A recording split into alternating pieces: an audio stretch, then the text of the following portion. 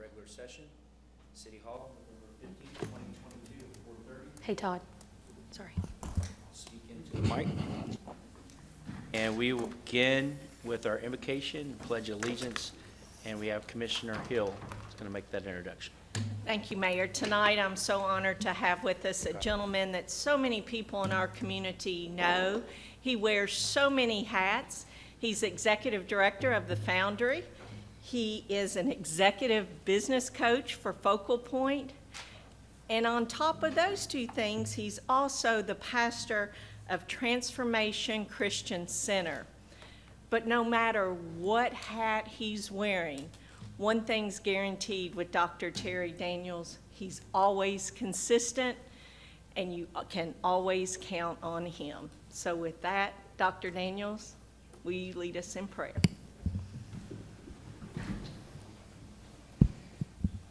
Eternal God, our Father, we bow with you this evening, thanking you, Lord, for just being awesome in all of our lives. Thank you, God, for this opportunity to come and stand with this audience, God, that you would guide us in everything that we do. We pray, God, that you would bless the leadership of our city. We pray you bless our mayor, our board of commissioners, our city manager, and all of our team. Pray that you'll lead us and guide us in all the things that we do. God, you've entrusted us with this awesome responsibility. And God, we want to honor you, God, for your word says, whatever we do, let us do it as though we're doing it unto you. So we pray that you bless all things that are entrusted into our hands. And when it's all said and done, God, in our city, may you get all the glory, all the honor, and all the praise. It's in the mighty and matchless name of Jesus we pray. Amen. Amen. Thank you, too. I pledge allegiance to the flag of the United States of America and to the republic for which it stands, one nation, under God, indivisible, with liberty and justice for all. Thank you, Dr. Terry Daniels. Thank you, Commissioner Hill. I have a couple announcements to make, and I'm excited because we just received information as of yesterday for a downtown, Leah Butler went to receive this from the Kentucky Travel Industry Association. At the conference that she attended last week, the City of Bowling Green is pleased to announce the Downtown Development Division received multiple destination marketing awards at the statewide Kentucky Travel Industry Association. Talia was there to receive those. She brought home the hardware. The City of Bowling Green joined KTIA this year with the creation of an all-new Downtown Development Division. The division's mission is to create an even better downtown destination, including promoting local businesses, amenities, activities, and the all-new entertainment destination center called Fountain Row. So congratulations to our city, Talia.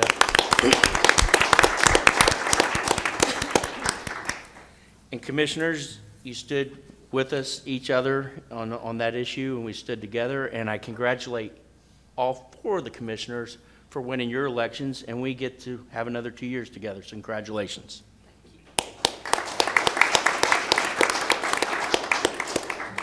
Mrs. Jackson, will you please provide a roll call? Commissioner Beasley Brown. Here. Commissioner Hill. Here. Commissioner Perigin. Here. Commissioner Bailey. Here. Mayor Alcott. Here. Mr. Meisel, do you have any information this time? I do, Mayor. I have a couple of awards as well. I'd like to recognize Bowling Green Parks and Rec's Adaptive Sports Program. They were recognized or awarded the Class 4 Outstanding Program Award, Overall Program of the Year at the State Parks and Rec Conference recently. And so congratulations to them. The Special Populations Coordinator, Cameron Levis, oversees that program, and he was also given an award, and Cameron was named the Professional of the Year at the Kentucky Recreation Park Society Conference, and he, as I mentioned, oversees wheelchair basketball, adaptive sports, water sports, and many other programs for the city's special pops, even golf and a lot of other things. So. Along with that, Cameron also nominated two other community leaders, Chris Coomer, our Warren County Parks Director, received the Fellow Award, and Stan England received the David Luce Award for his efforts in partnership and community service over the last 50 years in our community. So congratulations to those guys. One more announcement, just standard, is anyone in the audience wishing to make public comments at the end of the regular session, please sign the register at the back of the room, and we'll handle that at the end of the session. And there will be a need for closed session, and I'd like Ashley to read the reasons for that. Pursuant to KRS 61.810(1)B, for the purpose of deliberations on the future acquisition of real property by the city, as publicity would likely affect the value of the specific piece of property to be acquired by the city. And F, for discussions or hearings which might lead to the appointment, discipline, or dismissal of an individual employee without restricting the employee's right to a public hearing if requested. This exception does not or shall not be interpreted to permit discussion of general personnel matters in secret. And N, for discussions related to a contract. Action may follow. So move. Second. Moved by Commissioner Hill, second by Commissioner Beasley Brown. Thank you, Mrs. Jackson. Okay, our first item is approval of minutes, regular meeting, November 1st. Roll call, please. Oh, sorry, roll call for the special session. Beasley Brown. Yes. Hill. Yes. Perigin. Yes. Bailey. Alcott. Yes. Is our approval of minutes, regular meeting, November 1st, 2022? So moved. Second. Moved by Commissioner Perigin, second by Commissioner Hill. No discussion or questions? Roll call, please. Beasley Brown. Yes. Hill. Yes. Perigin. Yes. Bailey. Yes. Alcott. Yes. Municipal order number 2022-240. Municipal order approving the probationary appointment of Abdelrahman Ali in the position of Geographic Information System Engineer in the Information Technology Department. So moved. Moved by Commissioner Beasley Brown, second by Commissioner Bailey. Mr. Mizel. We've had a vacancy in this position for some time, and as you know, we did reorganization, moving GIS over to IT several months back. And I'd like to ask Aaron Holsey, our HR Director, to come up and make this recommendation for hire. Aaron? All right, so we're finally here with a recommendation for an appointment for a GIS engineer. We did do some maneuvering on the pay schedule. This is a niche industry. There's not a lot of people with a lot of experience. There are a lot of people that are interested in getting into it that have some very beginner skills, but finding someone at the engineer skill level was a little bit challenging. And Danita can tell you we searched worldwide to find a good fit for this. So we're really excited about Abdelrahman Ali. He does go by Ali, and he is in a moving van as we speak, coming from Arizona. Currently in Arizona, he works for the City of Tucson Parks and Recreation in their GIS department. He also has some experience in surveying, which I think is going to be just a great, those combined skills are going to be really useful to the City of Bowling Green. He's already been here. He's really excited to move here, and we're excited to have him. So please let me know if you have any questions. Thank you, Aaron. Any questions? None this time. Roll call, please. Beasley Brown. Yes. Hill. Yes. Perigin. Yes. Bailey. Yes. Alcott. Yes. And congratulations to Opperman. All right. Municipal order number 2022-241. Municipal order approving the probationary appointment of Michael Rainwater to the position of Parks Facility Maintainer 1 in the Parks and Recreation Department. So moved. Second. Moved by Commissioner Perigin, second by Commissioner Hill. Aaron? Great. So we are looking to fill another full-time position at the cemetery. This is a unique position. I've been out at the cemetery a lot lately, and I can tell you they work really hard, and they love what they do. It's a unique park that we have out there, and whether it is the hot sun or the rain or the snow, they still have to be out there. They have to be doing services, and they have to really be maintaining that area. So it's important that we keep full staff at the cemetery. Michael Rainwater goes by the name Chase, and he actually worked in the cemetery as a seasonal laborer for 4 seasons, so he's very familiar with the work out there, especially the tough stuff, the summer stuff, the weed eating for what probably seems like hours on end. He left us for a while to pursue some jobs as a handyman and in other landscape, and now he's coming back. He's very excited to join us in a full-time position, and we're excited to have him. He wasn't able to be with us tonight, though. Thank you, Aaron. Any questions? None? Roll call, please. Beasley Brown. Yes. Hill. Yes. Perigin. Yes. Bailey. Yes. Alcott. Congratulations to Michael. Municipal Order Number 2022-242. Municipal order approving the probationary appointment of Jordan Tyree to the position of police officer in the police department. So moved. Second. Moved by Commissioner Perigin, second by Commissioner Bailey. Aaron. All right, so I'm up here a little bit more frequently lately requesting your approval for probationary appointments for certified police officers. This is exciting. This is really good news for the Bowling Green Police Department. We are starting to attract candidates from other departments, much in thanks to your support, both in terms of just salary and so their quality of life, as well as tools and equipment and other things that they need to police and keep our community safe. Jordan Tyree is here with us tonight. If you could stand, he's here with his wife Taylor. Jordan went to Butler County High School, so he is from the area. He has his bachelor's degree from Eastern Kentucky University. He has been with the Lexington Police Department since 2013. He's been in both patrol as well as the Bureau of Investigations. They are moving here to Bowling Green, and we're very excited for them to join the BGPD family. Please let me know if you have any questions. Jordan, would you like to introduce your wife? Yes, my wife, Taylor Tyree. She's working at Grandview Regional Hospital, so she just got a job there. We're excited to be here. Fantastic. Well, we're excited you're here, Jordan, and welcome to Bowling Green, Kentucky. We are in desperate need of you, and we are very glad that you're joining our Force of Blue. You are our third police hire from outside of the academy that we've had within the city, and we welcome you to our team. So let's make this official. Commissioners, roll call, please. Beasley Brown. Yes. Hill. Yes. Perigin. Bailey. Alcott. Yes, congratulations.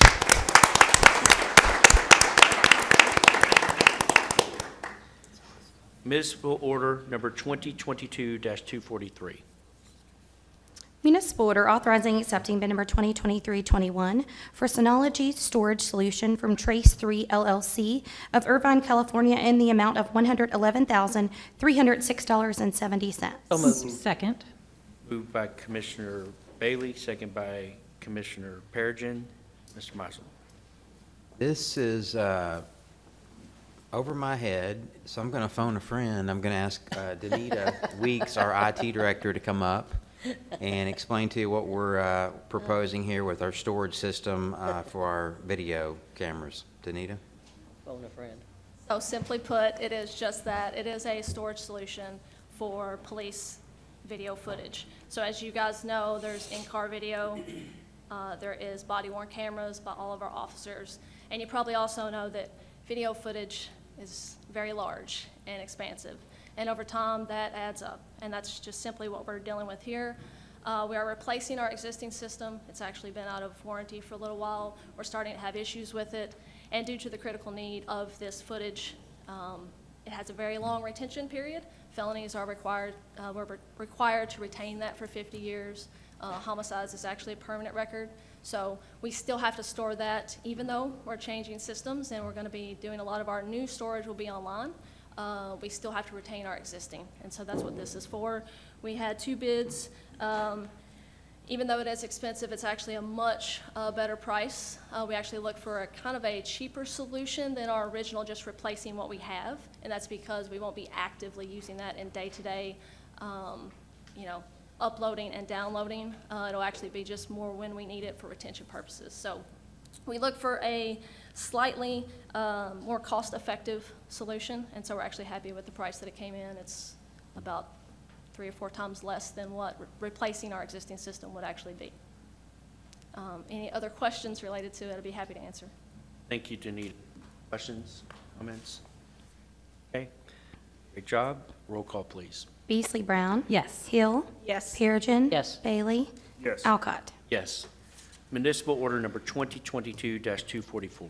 Municipal order authorizing and accepting the purchase of a truck through non-competitive negotiations with Greenwood Ford of Bowling Green, Kentucky, in the amount of $51,092.68. So moved. Second. Moved by Commissioner Hill, second by Commissioner Bailey. Mr. Mizel. So as you all know, we've been having some challenges finding vehicles, and I think I was told as of Monday, I believe we have completed our previous fiscal year purchases. Finally found all of the vehicles that were budgeted. This is one of those we found. We went out for bid, didn't get any bids, proposals. And so we went shopping and have found exactly pretty much what we need at Greenwood Ford. This is for $51,092. It's for the parks maintenance vehicle that's going to service our entertainment destination center downtown with cleanup and maintenance of that area, and ask for your support and vote for the purchase from Greenwood Ford, $51,092.68. Brent Belcher is here to answer any questions on this one too, if you need. Thank you, Mr. Mizel. No questions? I have a quick question, if that's okay. I would just like to know how it is going in terms of keeping downtown in good shape and cleaning up after the entertainment district destination evenings. Greetings, Mayor, Commissioner. Appreciate the opportunity to speak. Obviously, during the peak was during the Concerts in the Park series, and we did see some increased activity for our staff during Friday nights. But since that time, we've been managed just fine. I'll put it that way, within our daily routines. Obviously, more trash cans to pick up and some more area to we'll say to patrol. But yeah, it's a building process, and this truck is a intricate part of that process, I guess, as we build up the staff and the ability to man that area.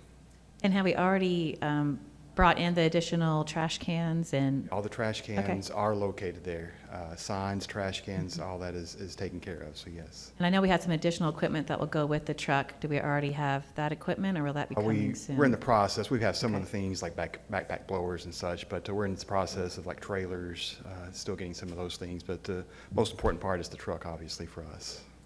Thank you all so much for taking care of our downtown as we make it a great place to go downtown with. Go ahead and throw Friends the of commercial in, because if you haven't seen our staff working on Fountain Square for the lights, Circus Square, they're ahead putting the Christmas, we'll say, amenities there as well. So yeah, we're transforming in for the holidays now. So All you do. thank you. Thank you, Brent. Okay, no more questions? Roll call, please. Beasley Brown. Yes. Hill. Yes. Perigin. Bailey. Alcott. Yes. Municipal Order Number 2022-245. Municipal order authorizing and accepting mobile radio communications tower repair from Motorola Solutions, Inc. of Chicago, Illinois, in the amount of $74,525.92. So moved. Second.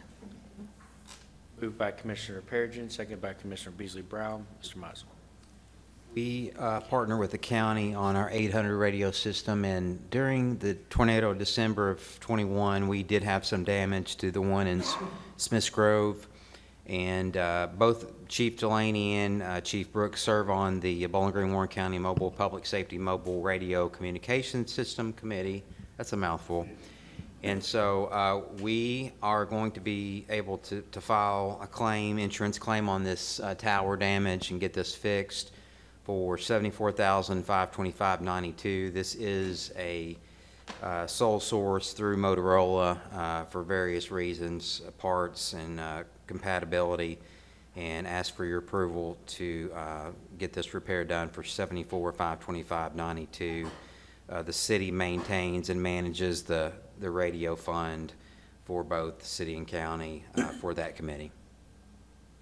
Both chiefs are here if you have any questions on this. Thank you, Mr. Mizel. It's good we can get rebate on our insurance there. Quick question. I guess, I don't know if this goes to Mr. Mizel or both the chiefs. Since the towers were damaged, do we know the replacement tower? I know Motorola sometimes has issues. Did we get one of the best replacement towers if an emergency should ever occur again? Or is it just the same tower that we have? It's just a repair to the to the WNKY tower. I got you. We pay to have stuff put on other people's towers, so this was one we lease, but we're responsible for the repair to our equipment. I got you. I think there's 5 towers plus Reservoir Hill. Mhm. I couldn't hear the chief's response. I apologize. Come on up, Chief. This is just damage to, it's called a waveguide. It allows both towers to communicate with others, so it's just a repair to a piece of equipment that's attached to the tower.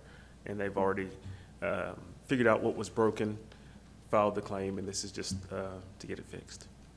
I apologize if I didn't explain it correctly, so thank you, Chief. Okay, any further questions, comments? Roll call, please. Beasley Brown. Yes. Hill. Yes. Perigin. Bailey. Alcott. Yes.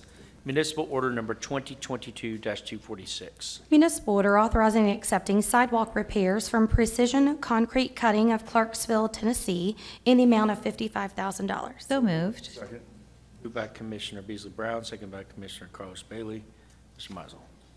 For several years now, we've been using Precision Concrete Cutting to save us a lot of money. You'll see it in the memo. Instead of having to go out and re-pour a square of concrete, these guys can go out and fix where cracks are causing tripping hazards. I think they kind of file it down and can repair it to where it's usable again.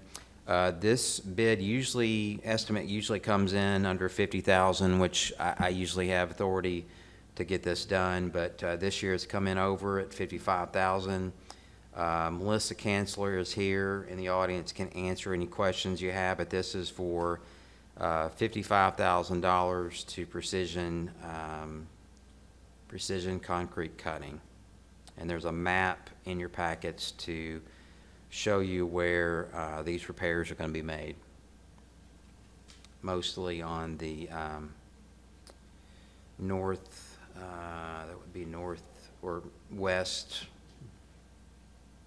end, northish area. Melissa, Parker Bennett. Is this mainly like Church Street or Northern Heights area? This particular zone is up near the Parker Bennett area. Does it go all the way to Delafield though? Yes. Yes. Yes, it does. This is what we're calling Zone 2A. So with our sidewalk maintenance program, we have broken the city into kind of what we call priority zones. The medical center downtown Western was 1. We got through that, and now we're moving over to 2. And they're broken into 2A, 2B, 2C. And the reason there, it has the older infrastructure, so we're trying to get there and get that taken care of. So this was by far the largest cutting contract we've had since the inception in 2014. Yeah, walking over there and just being over there a lot, this is desperately needed. So I'm really grateful that we're able to get these sidewalks repaired and up to quality so kids can ride their bikes and folks can walk without having to trip. I know I've talked to lots of our citizens who, their motorized wheelchair is how they get to the grocery store, how do they get to their needs, to church. And they've talked to me about how they've had some really scary incidents happen where they've fallen into the road because of the condition of the sidewalks. So I'm really grateful that we are making this investment and making our sidewalks safer in the Parker Bennett and Delafield area. So thank you so much for prioritizing these sidewalks, and I know it's going to make an immediate positive impact on this neighborhood. Welcome. Thank you, Melissa. Other questions? Call, please. Beasley Brown. Yes. Hill. Yes. Perigin. Yes. Bailey. Yes. Alcott. Yes. Municipal order number 2022-247.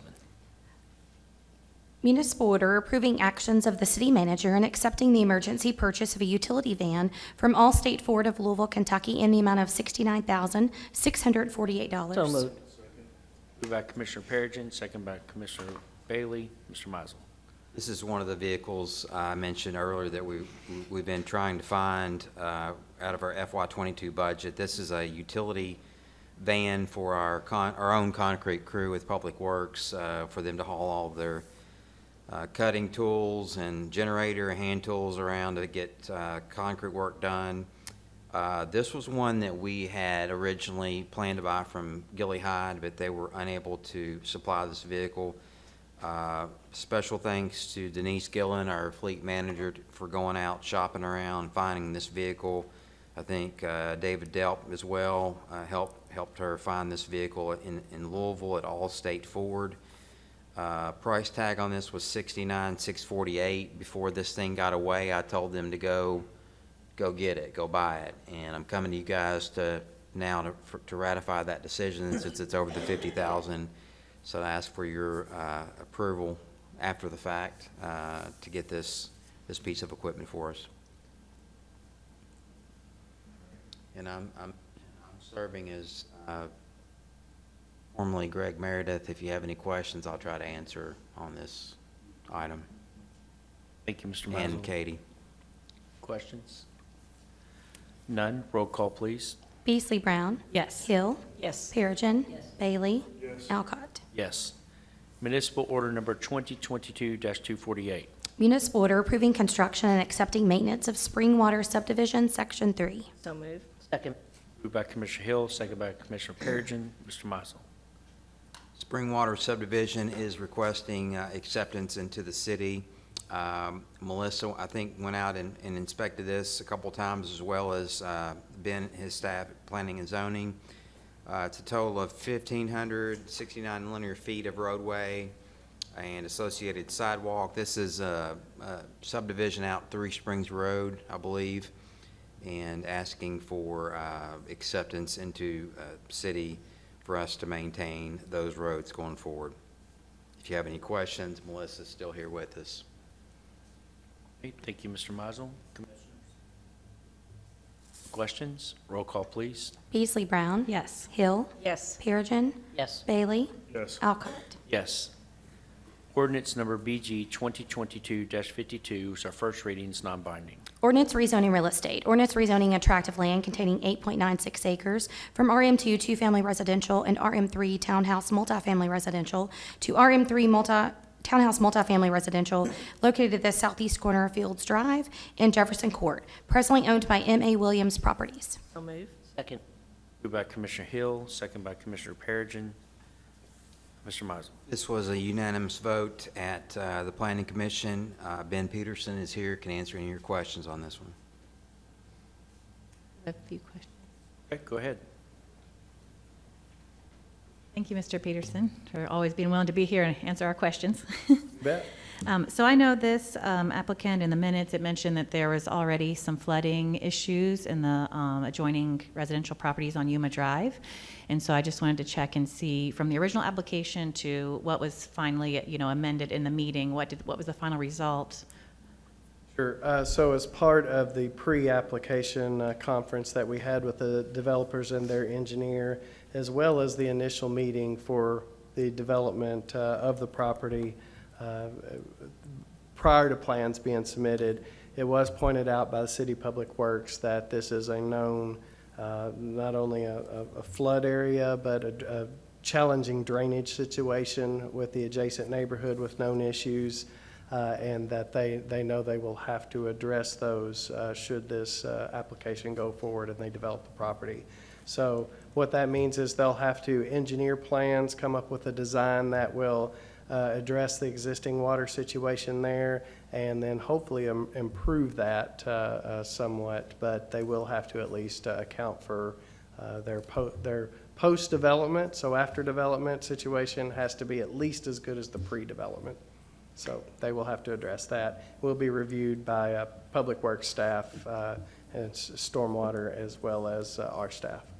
Okay. And that's a part of the permit process where you all review it once they have their final plans, and then it Right. won't get moved beyond until we know the water will. Right, so the zone change process will just be give them permission to use the use of the land, if you will, as what they presented, the 100 townhouse style residential units. They'll do an initial design, and they'll have to do that stormwater and that engineering design, so that site design, prior to getting a building permit. The plans will also have to be approved and accepted by all staffs prior to getting a building permit. So in other words, a building permit won't be issued until we have a set of plans that we're sure will address the situation. And then any new drainage structures that are proposed, they have to prove that those will drain prior to getting approval to move forward. Thank you so much. I think it was important for the neighborhood to hear that we take that seriously since there are these known flooding issues and that you all are going to do, whatever it takes to make sure that at least it stays the same or gets better. So thank you all so Absolutely. much. I appreciate that. You bet. Thank you, Mr. Peterson. Any further questions? None. Roll call, please. Beasley Brown. Yes. Hill. Yes. Perigin. Yes. Bailey. Yes. Alcott. Yes. Ordinance number BG 2022-53, our first reading, and is non-binding. Ordinance rezoning real estate. Ordinance rezoning a tract of land containing 3.3816 acres from AG Agriculture to GB General Business located at 0 Westville Road, presently owned by Bina R. Sunny. So moved. Put it over here. Sue and Dana, second. Mr. Mizel. This was a 4-1 vote by the Planning Commission, and again, Ben is here to answer any questions you might have. Right, any questions? Roll call, please. Beasley Brown. Yes. Hill. Yes. Perigin. Yes. Bailey. Yes. Alcott. Yes. Ordinance number BG 2022-54, our first reading, is non-binding. Ordinance rezoning real estate. Ordinance rezoning a portion of a tract of land containing 10.50 acres from AG Agriculture and RM3 Townhouse Multifamily Residential to RM4 Multifamily Residential located at the northeast corner of the intersection of the Southwest Parkway and Kobe Way, presently owned by SMP Properties LLC and Weston Apartments LLC. So moved. Second. Moved by Commissioner Beasley Brown, second by Commissioner Bailey. Mr. Mizel. Another unanimous vote by the Planning Commission on this one, and Ben is here for questions. Okay, any questions? None. Roll call, please. Beasley Brown. Yes. Hill. Yes. Perigin. Yes. Bailey. Yes. Alcott. Yes. Ordinance number BG 2022-55, our first reading, non-binding. Ordinance rezoning real estate. Ordinance rezoning a tract of land containing 2.29 acres from HE Agriculture and RE Residential Estate to HI Heavy Industrial located at 0 Fred Madison Road, presently owned by the Intermodal Transportation Authority, moved. Inc. Oh, sorry. Second. Moved by We're Commissioner excited about that on the Perigin, ITA board. second by Commissioner Bailey. Mr. Mizel. Again, this is in the ITA, or in the Transpark, and unanimous vote by the Planning Commission. Ben can answer any questions you might have. No I question? just have a comment. Go ahead. On if I'm talking to the general public here and then whoever in here, if you haven't been out to the Trans Park lately, just go for a Sunday drive and drive through that park and see what an incredible asset and resource that is to this community. And Jeff and I serve on the board, and there's never a meeting that goes by that there's not this huge amount of interest in major companies that are coming and are wanting to come to the Trans Park. So I would just encourage the community to go out there and take a look, and even the Southern Kentucky Industrial Park. We have some very impressive industrial sites here. So that's all I wanted to say. I'd just like to add, I served as vice president of the ITA when that was just farmland and it was just a dream. Dan Cherry and I would walk through picket lines to come in here to City Hall. We had death threats. So I'm thankful I've lived long enough to see the Trans Park a reality, and thanks to Judge Buchanan for having that vision. Thanks for your service. All said. All right. Roll call, please. Beasley Brown. Yes. Hill. Yes. Perigin. Yes. Bailey. Alcott. Yes. Ordinance number BG 2022-49 is our second reading as binding. Ordinance amending Code of Ordinances. Ordinance amending Code of Ordinances, Chapter 18, Occupational License Fees and Taxes to make revisions reflecting legislative changes in Kentucky Revised Statute related to the transient room tax and other administrative changes. So moved. Second. Moved by Commissioner Hill, second by Commissioner Bailey. This is a 5-0 commission vote last session. Any questions or comment at this time? None. Roll call, please. Beasley Brown. Yes. Hill. Yes. Perigin. Yes. Bailey. Yes. Alcott. Yes. Ordinance number BG 2022-50 are second readings binding. Ordinance rezoning real estate. Ordinance rezoning 2 tracts of land containing 1.85 acres from HB Highway Business to LI Light Industrial located at 2456 Russellville Road and 0 Enterprise Court, presently owned by Wayne and Elva Overholt. So moved. Moved by Commissioner Perigin, second by Commissioner Hill. This was also a 5-0 with the last commission. Any further questions or comments at this time? None. Roll call, please. Beasley Brown. Yes. Hill. Yes. Perigin. Yes. Bailey. Yes. Alcott. Yes. Ordinance number BG 2022-51, second readings binding. Ordinance rezoning real estate. Ordinance rezoning 2 tracts of land containing 1.95 acres from HB Highway Business to RM3 Townhouse Multifamily Residential located at 2424 and 2428 Russellville Road, presently owned by Jabber Properties LLC. So moved. Moved by Commissioner Perigin, second by Commissioner Beasley, moved by Commissioner Beasley Brown, second by Perigin, sorry. This was also a 5-0 vote. Unless there's any further questions, comments at this time? None. Roll call, please. Beasley Brown. Yes. Hill. Yes. Perigin. Yes. Bailey. Yes. Alcott. Yes. All right. At this time, we are going to transition to a work session, which we have some invited guests here tonight. And we will have a presentation that I will be making to the commissioners. And I would ask that our invited guests be able to make comments that if they would like to this presentation. This isn't up for a vote, but we're going to transition to the slides that are behind me. And we'll go ahead and begin if we're ready.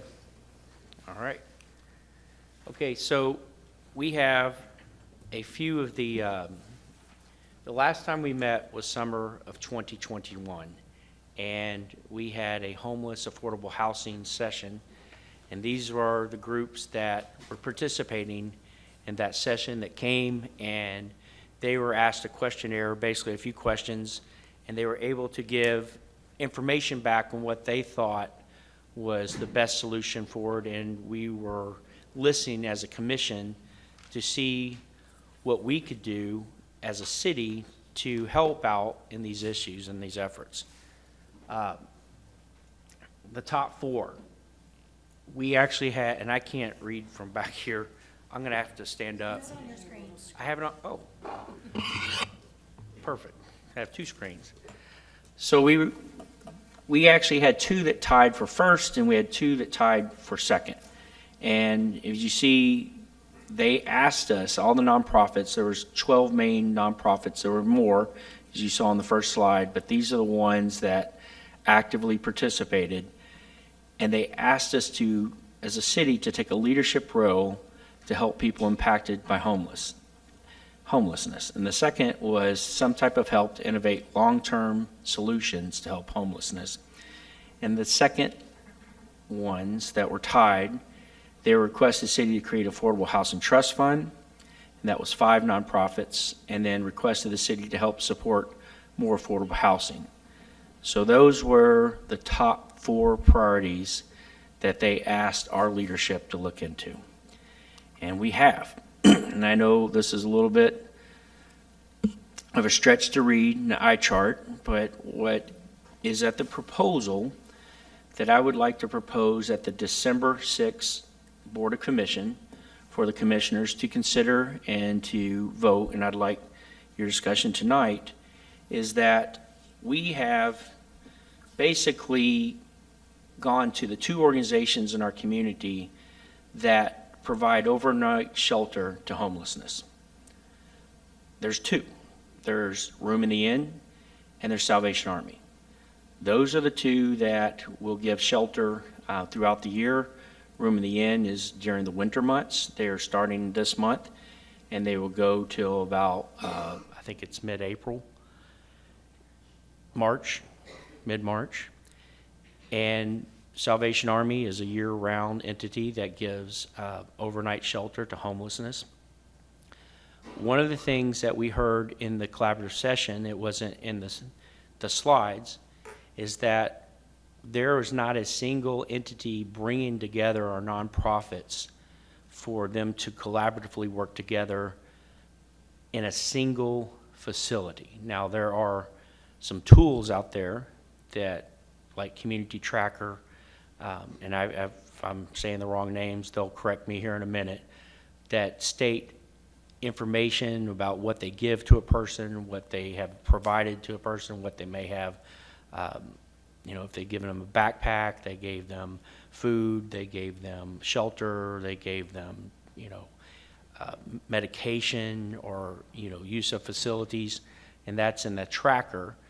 But there's not an entity where our nonprofits can come together and work on case management.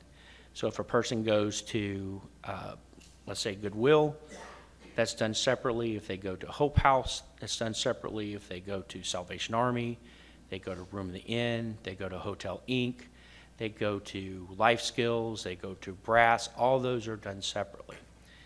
So what this initiative is taking the America Rescue Plan Act, the monies that were given to us by Congress, and those monies were received in two different funds. Total about 16 million given to their city. Our cities use about 2.5 million to give to retention pay for police officers, actually for all of our city employees that worked during COVID, because that's what the money was given to us for. And so we invested that money first, and that leaves the rest of the bank account that we can invest. The proposal here is that we take $2 million of the ARPA and we invest in $1 million into a refurbishment of a facility that exists at Salvation Army. You'll see in a minute, there's a picture of that facility. It goes back to 1974 that our city actually helped Salvation Army create this center for homelessness in our community, and they help build a transit welfare center that was be able to basically do similar things that we're doing. However, it was solely for Salvation Army. I've been working with Hillary Hightower, our city attorney, and she has created a very, I say, simple yet effective memorandum of agreement that we could provide to hold our entities to do a couple things. One is to put money back into the facility, it needs a lot of help. The facility is abandoned. It's structurally sound. It has HVAC. It has a shower. It has storage. It has ability to be able to house, but it's not brought up to today's standards. And so we are proposing $1 million up for to renovate and to furbish and to get that facility up to today's standards. However, it can be used temporarily today. So if we were to use it this winter, and we have the two organizations that provide overnight housing in this room tonight, Room in the Inn and Salvation Army are willing to collaborate and work together as partners to be able to house more people in Bowling Green that need temporary shelter. So the renovation would probably happen after this winter, but we need a single entity to be able to handle the refurbishment. And so that 1 million would be established to get that facility up to standards. If it's not needed a full 1 million, that money would cross over to operation. And that is the second 1 million, where you see City Invest 1 million ARPA for nonprofit collaboration BG House operations. So let's say we use 900,000 in refurbishment and renovation, 100,000 would go to the 1 million, that would be 1.1 million. If we use the entire million, it'd be $1 million max for refurbishment renovation, and then $1 million max for operational cost. That operational cost can take us up till, Hillary, what year for ARPA? The end of 2026. So we have to report to Congress what we utilize the dollars for by 2026, and that money has to be spent, and that money has to show what it has gone forth to. We, as commissioners, have all worked together on a strategic plan. In that strategic plan, we stated that we wanted to help in these two areas, affordable housing, which we'll talk about in just a second, and we wanted to help with homelessness in our community. Personally, I've met with a lot of organizations, gone one-on-one to try to see what would be the best way forward, and it has been enlightening. What is happening in our community is tremendous. We have many different nonprofits doing a tremendous job, way better than I think our government could ever do if we were to take on this internally.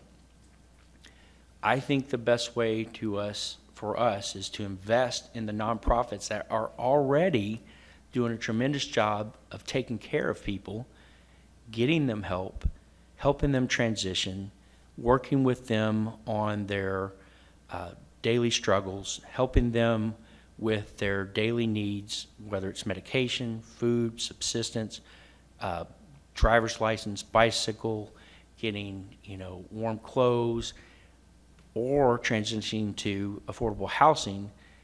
That's where the case management happens. But this establishment will be able to try to get the establishments to work out of the single drop-in center for homelessness. If it works, and one of the ways we're trying to make this work is that we're saying 25% of all the operational costs must be distributed to other assisting collaborative nonprofits providing case management and homelessness. So if you take the $1 million, that's $250,000 guaranteed to those entities that are willing to work with this collaborative initiative. They would have to report to us through their reimbursement either to the Salvation Army as billable hours or what they're doing to provide, or they would have, because we would have a MOA with Salvation Army, and these entities would have a memorandum of agreement with Salvation Army to the nonprofit that's working with it. So in the case of Room in the Inn, they would have to have a separate memorandum of agreement with Salvation Army for what that entity puts in. So this effort, I believe, gives us the biggest investment that we can. We can put a lot more dollars in it, but what will that do? My thought is that this is a facility that's unused, and Salvation Army is willing. They have partnered with other nonprofits in other cities successfully. They have shown good faith that they are willing to do things outside of their normal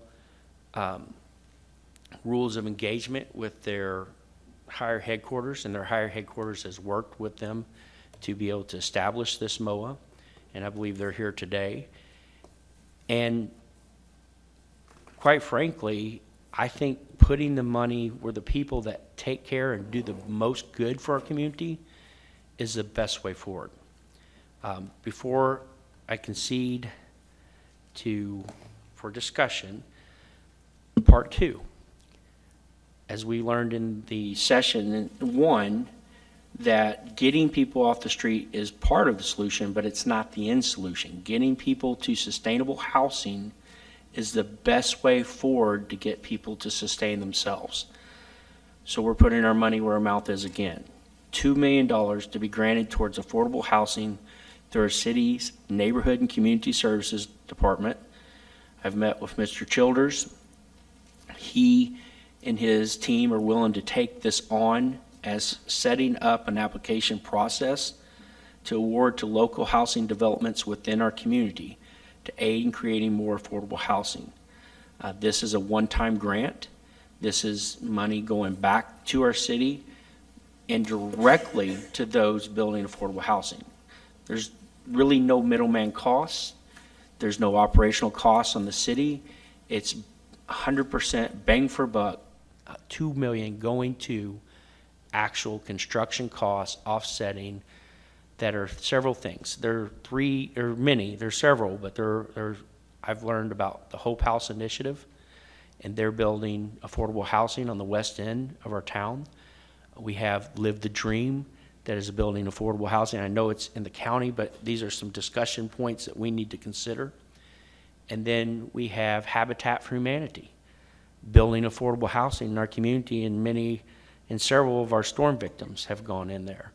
So I would like to open this up for discussion and have a conversation between the commissioners and the nonprofits that are here tonight and willing to participate in this event. Mike is here.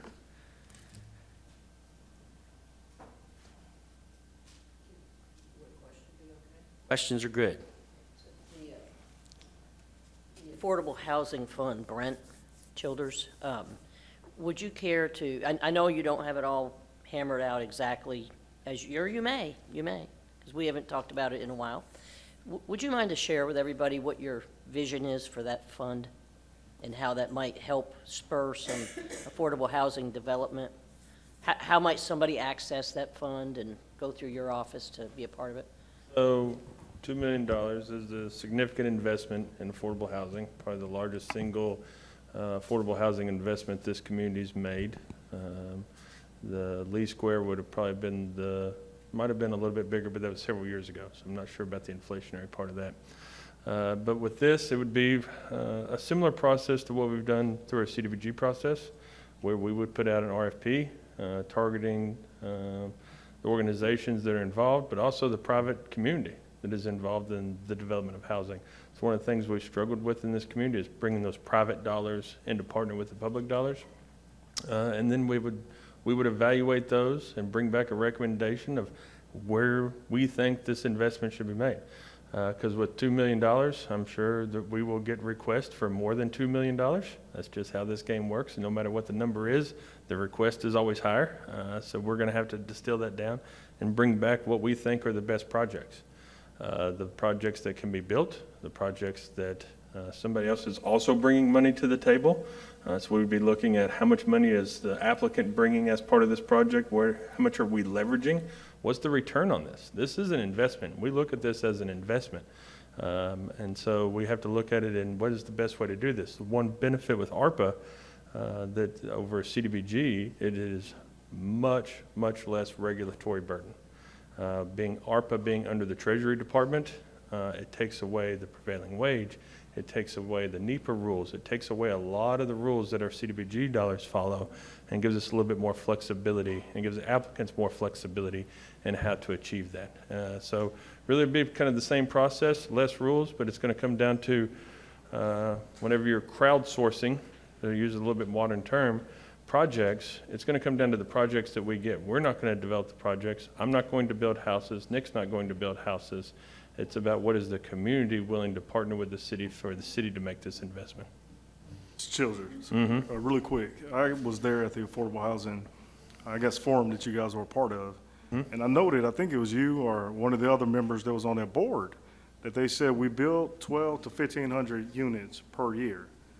And whoever talked about it, they said we need to build 3,000 units to basically keep up with our population growth. So my question is this: do you believe that $2 million is enough to make sure that we're keeping up with our population growth? So in affordable housing, you're never enough, okay? Because it's not about keeping up, you're already behind. So you're not just going to all of a sudden keep up. We're too far behind. Our housing needs assessment told us that 4 years ago. We're going to update it next year. It's going to tell us the same thing. So to be fair, there is no catching up. So to okay? be fair, Let's that take $2 that off million the table. is not enough then? So $2 million is the decision that you all make. I understand, but it's a no then, correct? I'm not saying that. I'm saying that's a decision that you all make on how that is. My job is to take that money and make the best investment with it. What you all decide, whether that number is a 2, that number is a 1, that number is a 7, that number is a 9. That's your all's decision to make as elected officials of And this I understand community. that, but you're an expert in this field. And going back to what you just said, $2 million is never going to be enough and we're behind. So $2 million is not enough to basically. Can't appropriate a number that's enough. I got you. So that's a no. Thank you. You cannot appropriate a number that is enough. So just a follow-up with that question. One of the things in that affordable housing forum that the planning and zoning held, we talked about, how much we love Bowling Green, all of us, right? That's why we chose Bowling Green, to raise our families, why people retire here. And a part of that is, the affordability, the fact that you can raise a family here, which means you, on one job, you can afford to buy a home and take care of your family and send them to college. And very quickly, it has become totally unaffordable to raise a family here. In the last couple of years, rents have doubled. The housing prices to be able to afford to buy your first home have really become impossible for families to do that.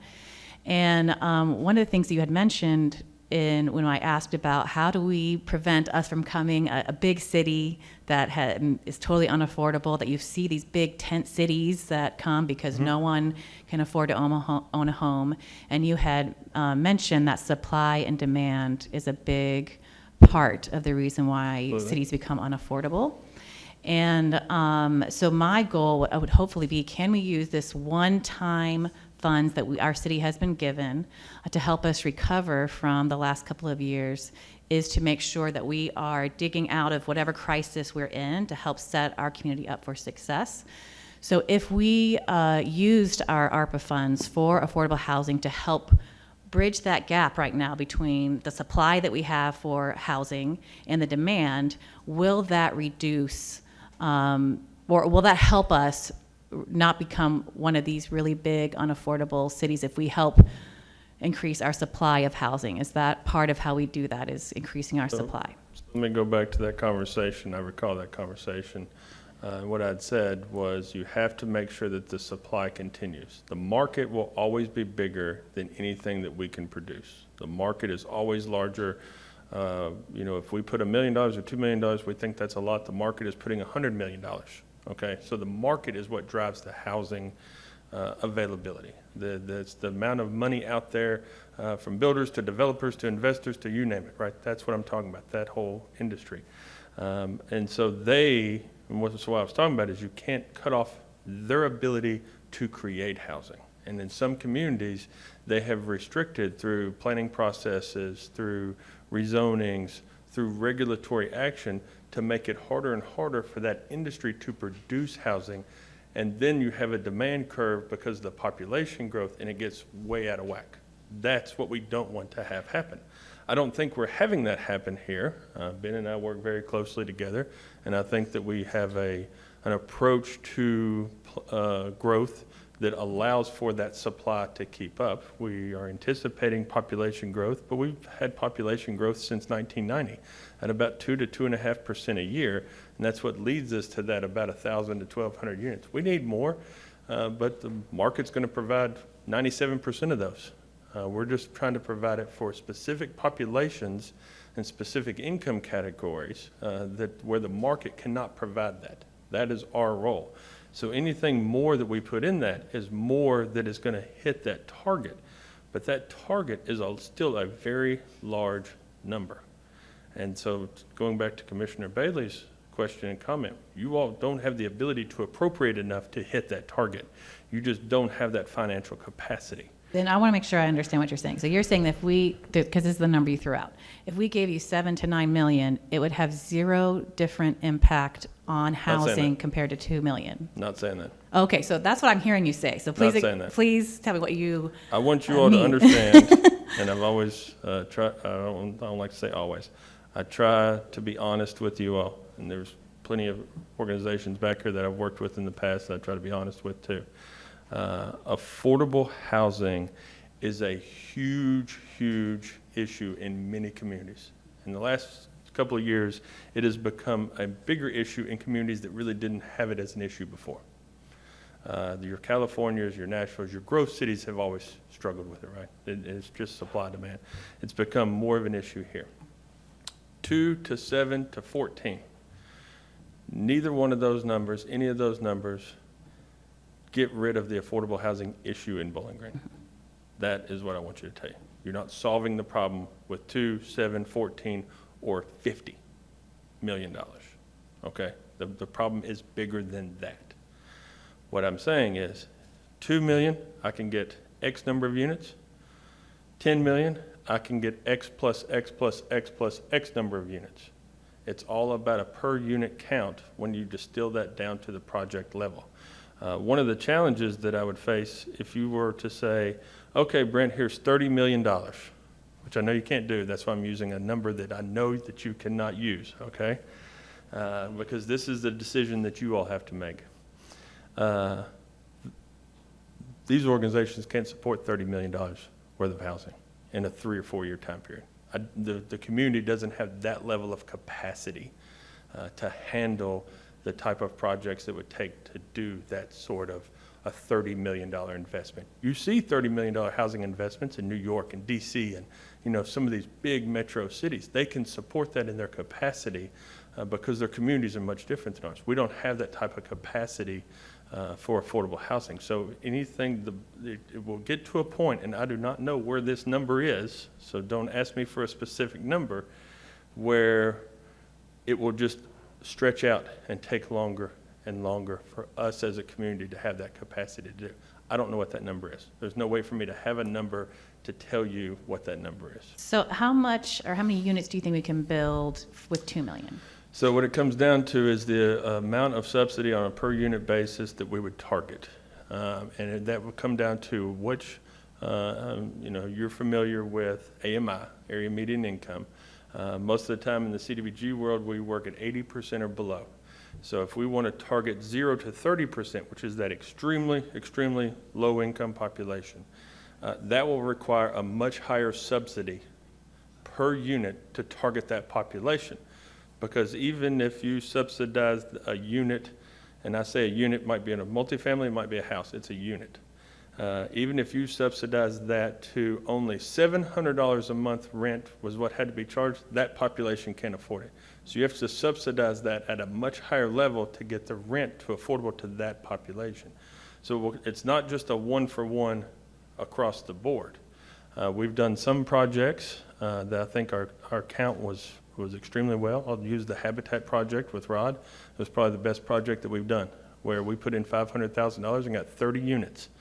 So you look at that return on the number of units on that project was really great because we didn't put a tremendous amount of cash into that project. So that 500,000 divided by 30, I don't do public math, so somebody else can do that math, to me was a great return.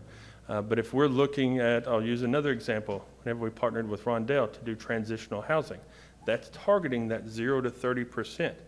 We put a much higher subsidy in to those projects, those 2 units, because we knew that we had to get that subsidy high enough to make that project work.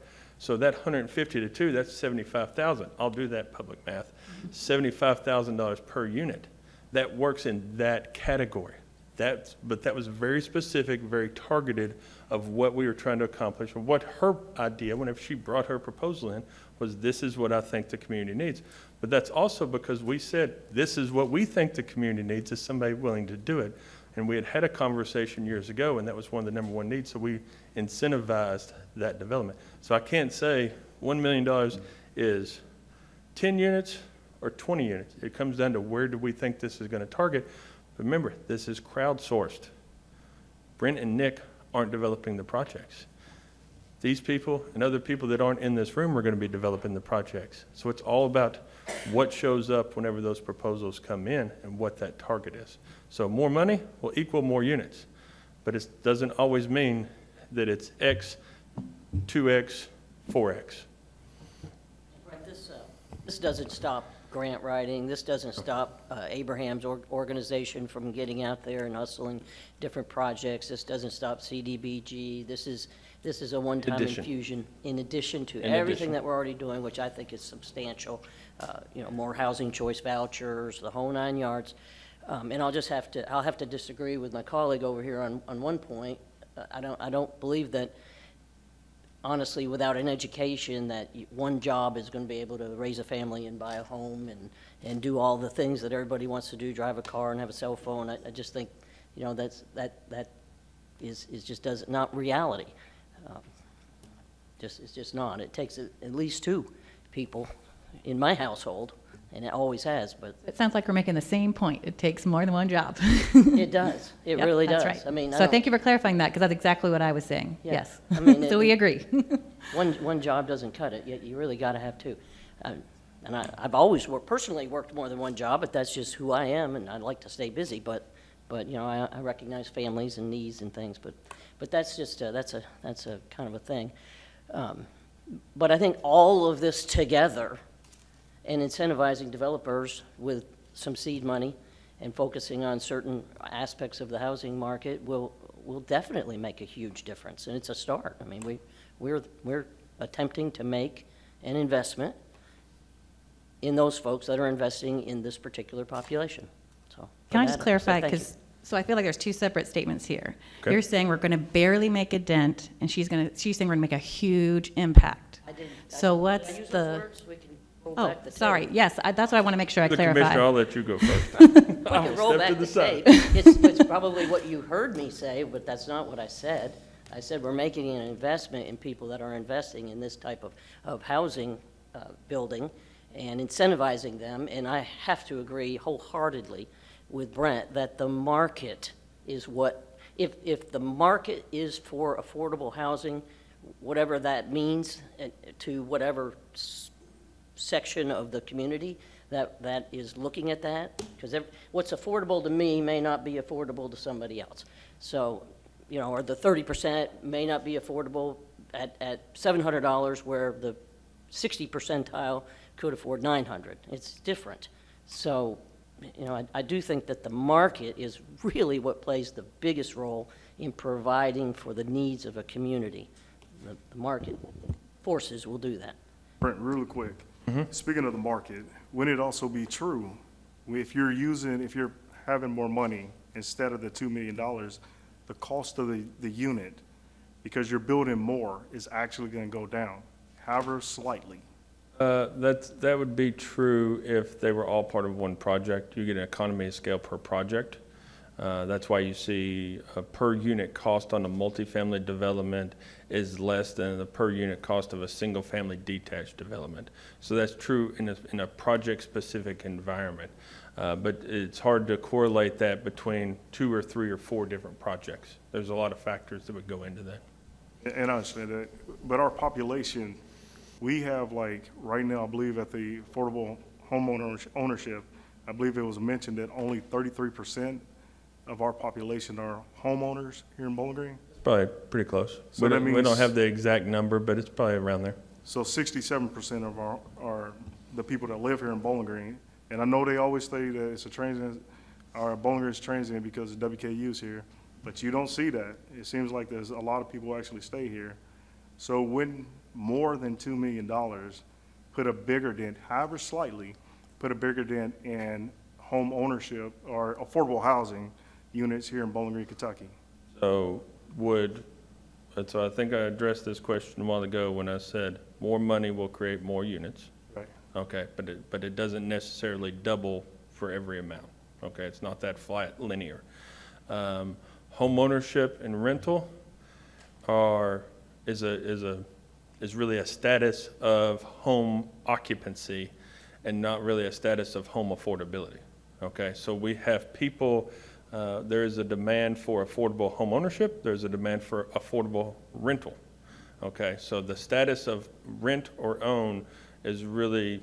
Oh, I get that. Yeah. And I already, Okay. I knew that. So I don't want to understood tie it was one two to the different other and things. not Because when both. I'm talking about home ownership, is also when I'm talking about just affordable housing in general. In general, correct. So I'm talking about both. So- So I already get that.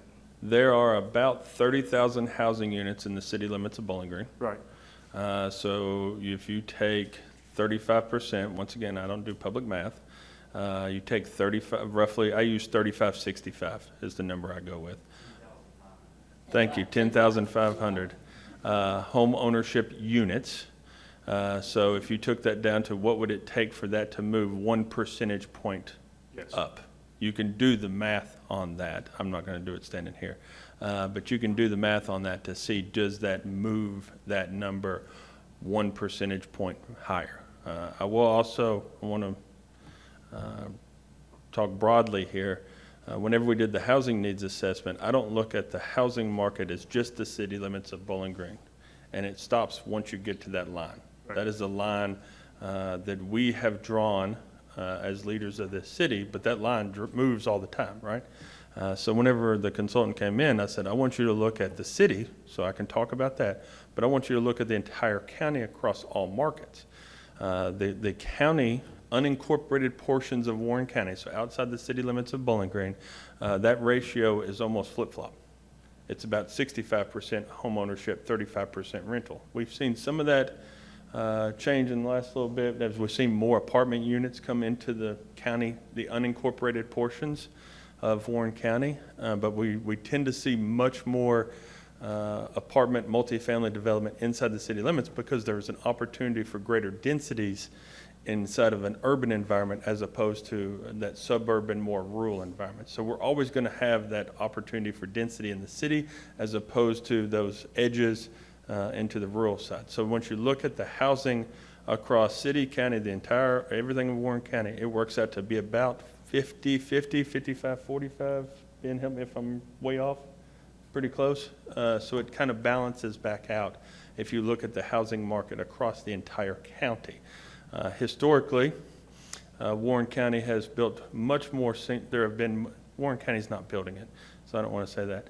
There have been much more single-family structures built in the unincorporated portions of Warren County than have been built in the city limits of Bowling Green because of land, right? That's where the opportunity for land is. We see this development pattern across many different cities. It's easier to look at this field that is out here and turn it into a subdivision than it is to come assemble land inside the city to build a subdivision. And so the opportunity for those types of developments is much more limited in a city environment. Brent, can I caveat Yeah. to that? Please. So if I'm hearing you, and I believe I agree, in my proposal, that when we give these grants out for affordable housing, let's say it's Live the Dream, that's in the county, correct? So they have a project that they are under development that is in the county, but we have partnered with them inside the city limits on affordable housing projects. My theory or my thought process is that we would not limit within the city limits these grant proposals. Plan to. You plan to limit it only? Yeah, I'm talking about whenever I look at the housing market overall, I will separate So the this two. 2 million, if it was Would be in the city given limits. to That would be my NCS, recommendation. You would recommend it's only within the city limits? Yeah, because that development is made available by Warren County Fiscal Court making $1 million ARPA investment into that project. The county fiscal court has funds that they could appropriate to projects to develop affordable housing in the unincorporated portions of Warren However, County. if it was annexed, then that would Then that changes qualify. it, then it would be in the city. Thank you. I would agree with that, Brent, thank you. Yes, so let's keep on this topic of affordable housing. So obviously, this issue of homelessness is not a new one. There's lots of folks who've been dealing with this for a long time. And there, has been emerging different tools that cities have tried to use to address affordable housing and try to reduce homelessness. And so there's emerged some best practices, some things that we know that works to help reduce homelessness in your community. So if we wanted to have a sort of a layered type of resources in our community that follow these best practices. So, right, it was recommended that we have $2 million to have this bottom floor, the safety net at the bottom of the sheltered overnight sheltering. Then if we had some money for this permanent supportive housing, which is another tool that they know really helps reduce homelessness, then you have transitional housing. Then we have, affordable rental units, and then you have affordable homeownership. How far would that $2 million go if we wanted to have the best practices of reducing homelessness in your community? Would it go? That's a question that I cannot provide you a direct answer to, because it comes down to, just like whenever I gave the example before, if you're going to target that 0 to 30% range, it's going to take much more subsidy. So the more we target that, the more of that $2 million is directed into that category, and the less number of units that is. If we're targeting the 50 to 80% category, then the subsidy amount doesn't have to be as high because they're closer to where that line is. So we don't have to subsidize it as heavily to make that meet the market. And so it's hard for me to say, what will this do when there are 10,000 variables between here and there? So I can't give you a direct answer on that. Well, then I definitely think probably, since we have all these experts in the room, I think that's my question to all of you, if you get a chance to come up here, is if we invested in each of these categories, whichever one your organization addresses, whether that be permanent supportive housing, transitional housing, affordable rental, and then affordable home ownership, if we invested in those types of tools the way we are in this sheltered housing, what impact would that have in our community? And that would be important for me to know in terms of us kind of working together to figure out how we're going to make the biggest impact we can with this once in a lifetime funds that we have through ARPA. I got to echo that because transitional housing is like very important, and the same question that Commissioner Beasley Brown had, I would like to know. I know Nashville just invested, but I know it was more, and they had like a little bit more ARPA money because they're a bigger city, but they just invested, I believe, $30 million into like a housing first type approach. So that is kind of important to me, like the transitional housing and what can happen, what can we see back to make sure that our unhoused population is also going down. Understand. Any other questions of me before I turn it over to some others that can come up here and help you all through this conversation? Thank you, Mr. All right, Childers. thank you. Okay, the rent is going up. These landlords are wanting to raise the rent. We gotta stop them. We do. We gotta have some kind of funding to help them not raise the rent. Because what they're doing is raising the rent, and that's not right. We should try to tell them not to raise the rent, or try to help them with money to help them not raise the rent. And then the Salvation Army, you did a good job. 2 years ago, I went to the Salvation Army and asked them to expand. They didn't do it. Now they want to do it with that building, and we should stand by them because their organization is helping people. I wish they would give out turkeys, but you know. But and then transportation. I know you can't do nothing about that. That's an issue, but we need to improve transportation because a lot of the reasons why people can't keep jobs is because no transportation. So. Thank you, Jennifer. All right. Okay, we have our nonprofits here.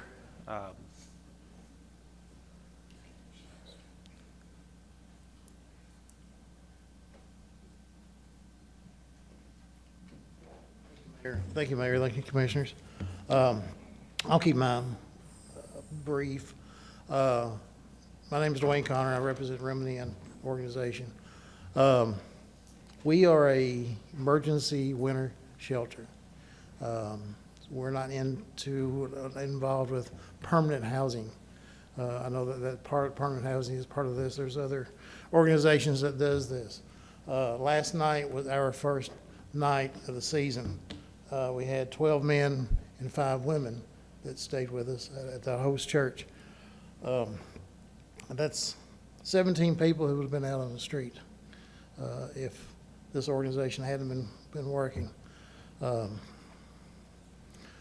The MOA that you're talking about would be between the city and the Salvation Army, and then Remedy Inn would have an MOA with the Salvation Army. So we're in a sense, we're a renter from the Salvation Army.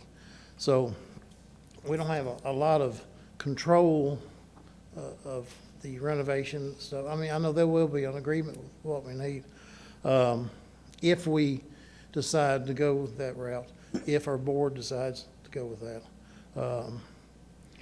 But just from the Remedy Inn organization part, I just need to stress that we are a emergency winter shelter from middle of November through the middle of March. There's a lot of organizations that does do permanent housing. One of the things we need to also stress is education. education for the homeless, some of their, their medical needs. All that needs to be tied in, like maybe with the BG co-op that we've discussed about. But maybe, I don't know, I mean, maybe the permanent housing part will help the homeless, because shelter provides dignity. If a person is on the streets, they can't maintain their hygiene. They can't, if you don't have a place to call home, you have no home. You have no place that's yours. You can, a person can couch surf, but it's truly is not their home. So we would love to be able to help transition people on an emergency nightly basis to some of these other organizations that can take them a further step to allow them to get into permanent housing, to retain their dignity or get their dignity back. And a lot of the homeless people, we got to realize too, they're taxpayers. They work. They don't just panhandle on the street corners. They have real day-to-day jobs. Circumstances has caused them to lose their homes. It could be due to a divorce. It could be medical reasons. Give you an quick example. A couple I knew, they were homeless. They went through our organization for about a year, and both of them got jobs. Both of them was working. The one gentleman was working in a trans park you talked about. A medical issue happened with the lady, and they lost everything. Had to go to the Salvation Army. If it hadn't been for the Salvation Army, they would have been homeless again. And I'm proud that Salvation Army was there to to give that need. They then later built themselves back up to get their own home, get their own housing, dignity, and everything back. So we will help where we can from room and end basis, but we need to also maintain or understand too that right now we are just an emergency winter shelter, and we'll, coming from November through March,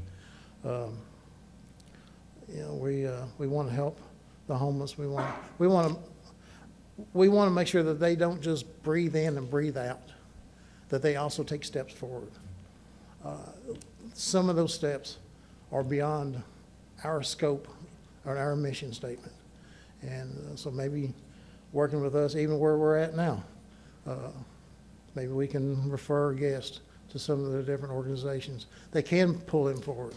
Dwayne, do you see this partnership as what type of opportunity? It will provide a need. I believe, especially if other organizations are part of this, that can provide services that we don't provide, and maybe because they need medical, physical, and mental health. We don't do that. We're not trained to do that. We can't go beyond our scope of work on where we are trained to do. For example, if someone has a mental illness, we can't try to do a self-diagnosis. We have to have an organization that we can refer them to, have to have a caseworker that we can refer them to, and let them pull them along. Kind of lift them up, but also pull them forward. We basically save lives. This coming Sunday, I believe it's supposed to be 16 degrees between Room in the Inn and Salvation Army. If it wasn't for those two organizations, a lot of people would be out on the streets. At least with these two organizations operating, especially with Salvation Army being a white flag, they have a chance. They have a choice. They may not use either one of our organizations. That is a conscious decision that they have to make on their own. We can't force anyone to take that. But we will do everything we can, you know, which is our mission statement, to keep them alive during the coldest winter part of the year. Wade, first, hats off to what you guys are doing, because I do believe that's keeping someone alive. Sometimes my wife and I, we go over there, we've done it, not a lot, but we've done it sometimes, but there's a gentleman that he's over there by like the movie theater, and he has like a tent set up and stuff, and we always check on him. And we was worried about him, like even during the tornado. It's by the movie theater going off of, like you're coming from Russellville Road, but he stays on that bench all the time. He goes over there. Sometimes he'll have a tarp or something wrapped around his. Yep, yep. Yes, So sir. hats off to you. But my question, because I'm with you, I don't think the city should provide per se, but if we can transition someone, and what do you think that would be needed for like some type of transitional housing to permanency? Because I believe that if we do make an investment in someone, they can transition themselves to permanency. And I agree with you, it's not always drugs. I work as an attorney, and it's not always drugs. Sometimes it's mental health. Sometimes it's brass, you know, sometimes it's a medical issue that happened. But what can we do to make sure that that occurs, where we're getting more people who are homeless off the streets? We need to do a proper assessment of their needs. If it's a mental issue, that mental issue needs to be addressed. You know, maybe, you know, and maybe even physical issues. You know, if you know, if they have, say, blood pressure problems and they can't afford the blood pressure medicine, there's a whole wide range of different things that can create issues like that. But transitionally, you know, I can't answer that question because I don't know. You can't jump directly from the streets to a permanent, you know, owned home without any kind of training, and maybe not so much training, but education on how to balance a checking account, how to handle your money, how to pay your bills. You know, some of the guests that we work with, they don't have anything because they don't know how to manage the money. The money is there a lot of times. They don't know how to manage it, so they can get into a transitional home. If we can, or not so much transitional home, even just an apartment. You know, if they could be educated on how to properly manage the money, that would be a great benefit. I think that would pull a lot of people off the streets. Now, do I have an answer for that, how it needs to be done? No, sir, I don't. And I'm not going to sit here and make something up and tell you. Promise you that. I have a quick question. Yes, ma'am. So you all right now provide your emergency shelter in churches. Yes, ma'am. And we're talking about adding this, you know, another location. So Yes, would ma'am. this replace right now your in churches, or is this in addition No. to the churches? And No. how It would much, be- how many people would you be able to shelter per night if we are able to get this building for those purposes? That's hard to determine because we don't know the actual true number of homeless, street homeless. And I say street homeless because we have the couch surfers and people staying with family and stuff like that. It would be beneficial if, But I mean, in terms of like the building's capacity, is this in addition to the churches? Or is this replacing, you're moving to this building instead of churches, and then the churches will kind of volunteer at the location, or how? most of the churches, and I'll say this from the church that I'm the coordinator at, would rather host the guests on our property rather than go to someone else's facility. If approved by our board and through everything that would work, it would be more or less like a registration center. Hopefully, we were talking about the partnership with different organizations. Maybe someone could come in and teach them how to actually be transitioned from the street to a home. You know, like we were talking about balancing your budget, handling your money, paying your bills, things like that. Okay, so this is going to be more of like a drop-in centered registration, not additional beds for room in the inn. I can't answer that because that would be a board decision. Now, I am the chairman of the board. Well, I guess because, right, I want to make sure that we're using this money, right, we need to make sure that people know what we're going to be spending on it. So what would your board, I guess, when will we know what your board would like this project to accomplish, I guess?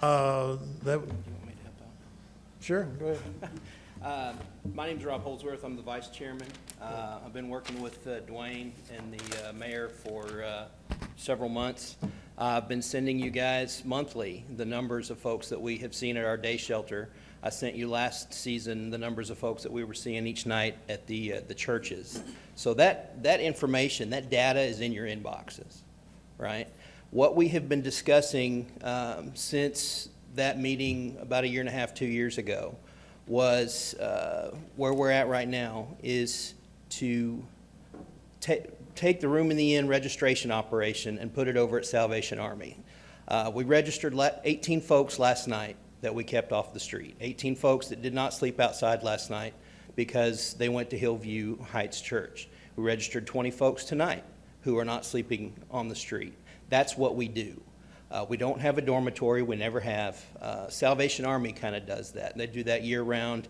The questions about, additional beds, whatever, that's better addressed by Salvation Army. What we do is we coordinate between almost 24 churches now to take turns hosting people to keep them from freezing at night. And I think it's important to keep those two tranches in mind, that we're talking about emergency winter shelter is what we do. We don't do low-cost housing, right? That's a whole nother deal. And when you talk about this low-cost housing that you keep saying, well, what's the opportunity cost if we were to take this money and do these other things with it? To develop a request for proposals, to put it out on the street for bid, to down-select a bid, to get those construction projects going, you're literally talking about years. I'm talking about housing people tonight. I'm talking about housing people, keeping them off the street between now and March. I'm talking about doing that all next year. That's what we do. Does that help answer any of your questions? So, yeah, because I think there was maybe some, just some talk about you all would then be able to use that building as additional overnight shelter. So I just want to clarify that, make sure I understood that. The facility we're in right now on the bypass is being sold.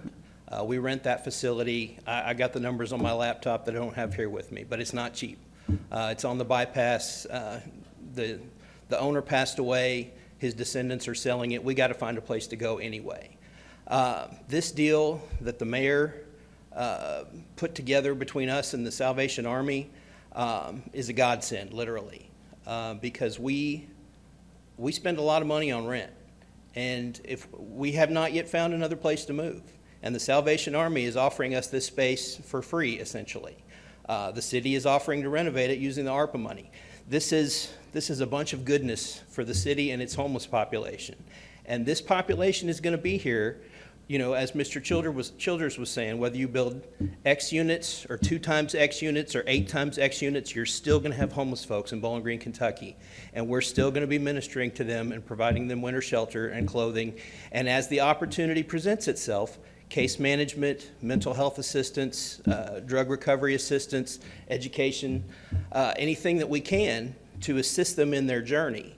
But tonight, tomorrow night, the rest of this winter, we're going to keep people from freezing to death, and that's what we do. And I get a little tired of these endless conversations that we've been having for a couple of years now about what's the best way to spend this money. What could we do for low-cost housing? All that sounds really good, but it doesn't prevent anybody from freezing to death tonight. And I'm tired of it.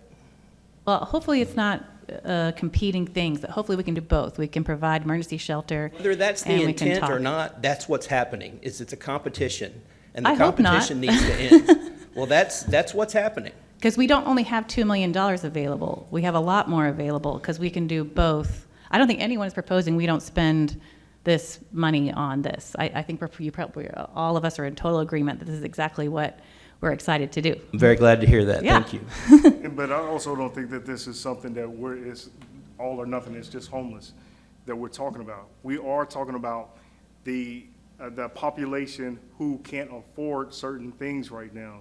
And they're the ones that get hit every day. It's the working population. And they're the ones that need help.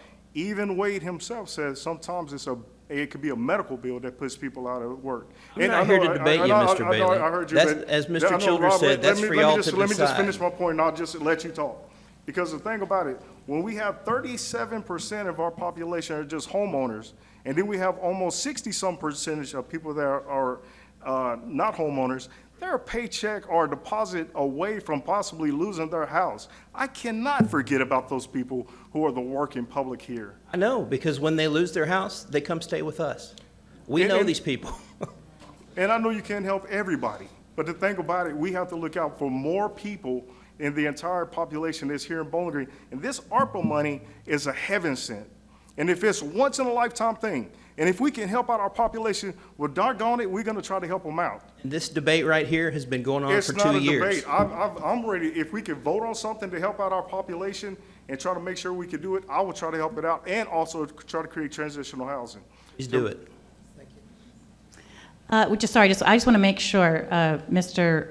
Rob, sorry, just real quick. I just want to make sure what my goal was for you all to hear from you about what you all needed from this MOA. So I just want to make sure I understood from you Need all. action. We need you to do this so that we can move forward. Right, but what you're saying, what you would like from that building is a place to register your participants, to be a drop-in center, and to be able to coordinate with other entities to be able to offer some case management. Is that what you all are hoping from this partnership? No, what we do is we coordinate the churches and the volunteers to register folks and get them out to the churches each night and back to the facility in the morning. That's what we do. During that process, as it becomes available, we work with Life Skills, we've had Hotel Link navigators, we've worked with the Salvation Army, people who, can provide recovery assistance, people who can provide mental health assistance. Those folks can come in and offer their services to our guests. But it's a free country. Nobody has to avail themselves of those services. But what we do is, I liken it sometimes to Narcan. Some people think that issuing out, masses of Narcan is a waste of time. Well, you can't recover from addiction if you're dead. Well, you can't recover from homelessness if you freeze to death. So we keep folks sheltered and fed and offer them case management services. And after that, it's up to them. Thank you all both for what your organization does, and the whole point of tonight is to make sure we are setting you all up to continue to do that really important work. So thank you for just making sure we understand how we can make sure this memorandum of agreement that we have is benefiting you all, and it's going to be what your board votes yes on, because I want to make sure this is a yes vote for y'all. So, Thank you.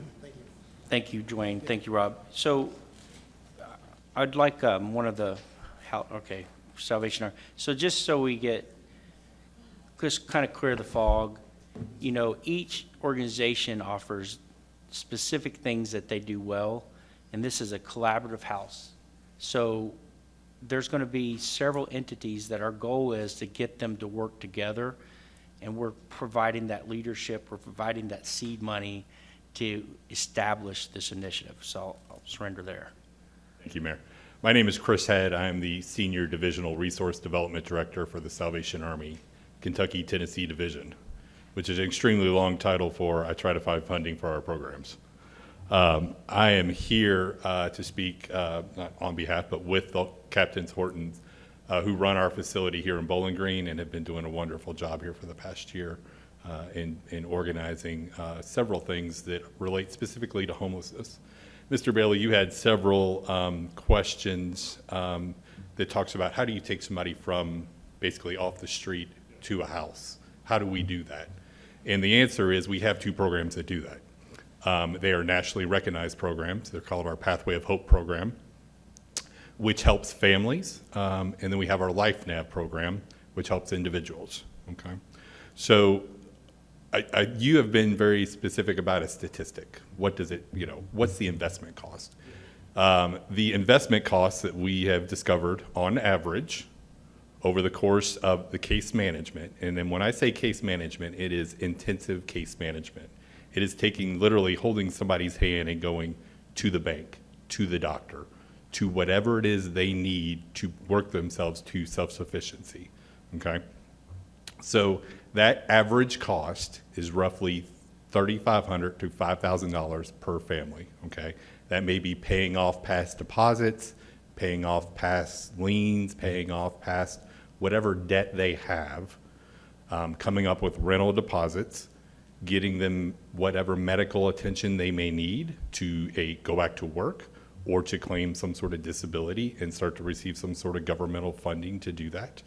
It is a long-term case management. We're not seeing somebody for a month. We're not seeing them for 6 months. We're seeing them for however long that takes. So there is no timeline on that. And I think that's probably something you're looking for, and that's not something we're going to give you because every family and every individual is different. The LifeNav program, while that is similar, it does individuals. And again, it could be as simple as somebody needing a driver's license and a social security card so they can go back to work. It could be, you're right, several of our people in our shelter work. They work, they can't afford a house. There is no next step for them yet. Ms. Brown, you talked about the impact over the 5 or 6 different housing options, whether it's permanent, transitional, whatever, affordable, okay? The answer, in our opinion, and again, this is our opinion, is we need to move them from a shelter to a transitional home, a transitional place where they can start to save money, where they can get in a routine, where we can teach them financial stability, where they don't have the constant need to pay out, right? To pay rent right away, to pay whatever. This is where our case management would come in, right?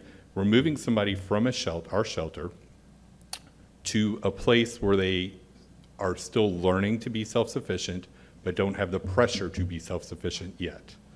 The impact that, and I'm only going to speak to our $2 million. I understand that Brent, he did a wonderful job at trying not to say too much, but yeah. $2 million spread over 5 or 6 areas is not going to make the impact that you are looking for. It's not. It's just not, right? It's a mile-wide approach, inch deep. We are more interested in a mile deep and an inch wide. Our case management does not help as many people as if we were just to start paying rent, right? It's not going to do that.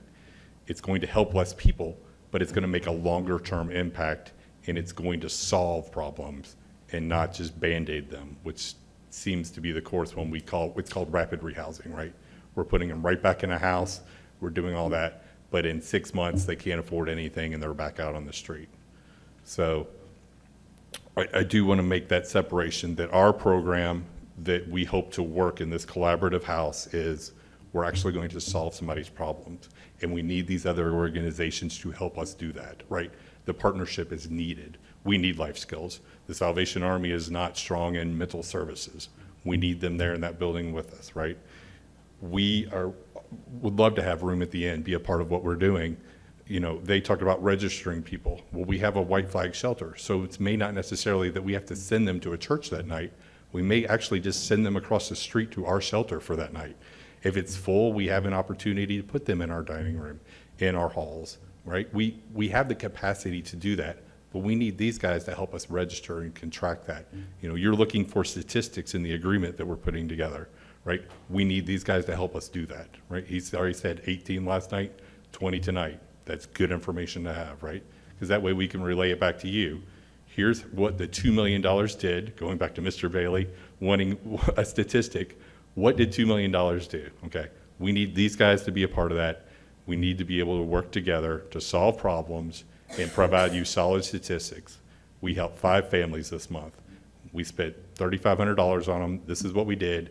This is how we made them self-sufficient, and this is what we foresee for them in the future. Now, obviously, once we get them to that point and they're in that transitional housing, permanent housing, what that looks like, and we step away from case management, it's on them, right? We're not going to be with them forever, but we are going to teach them how to be self-sufficient. And I think that's where we need to start here today. The conversation when, kind of at the beginning was permanent long-term housing solutions. It doesn't really matter if the person doesn't work or they can't comprehend the life around them. So our angle, the Salvation Army, is here to actually start at the beginning. what does it take, whose hand do we have to hold, and what do you need to learn to be self-sufficient? And then we would be able to provide you with the impact that you're looking for and the statistics that you're looking for. I think it's the impact I'm looking for mainly as well. I apologize. Sorry about that. I deal with some of these things that you guys have in court because I do a lot of DNA type dockets, cases. The main goal, the self-sufficiency, I guess, Mr. Hurd, you also talked about like transitional housing at some point is needed. And I think that you said $2 million would not make a dent into what we need, what you guys need and stuff for the house.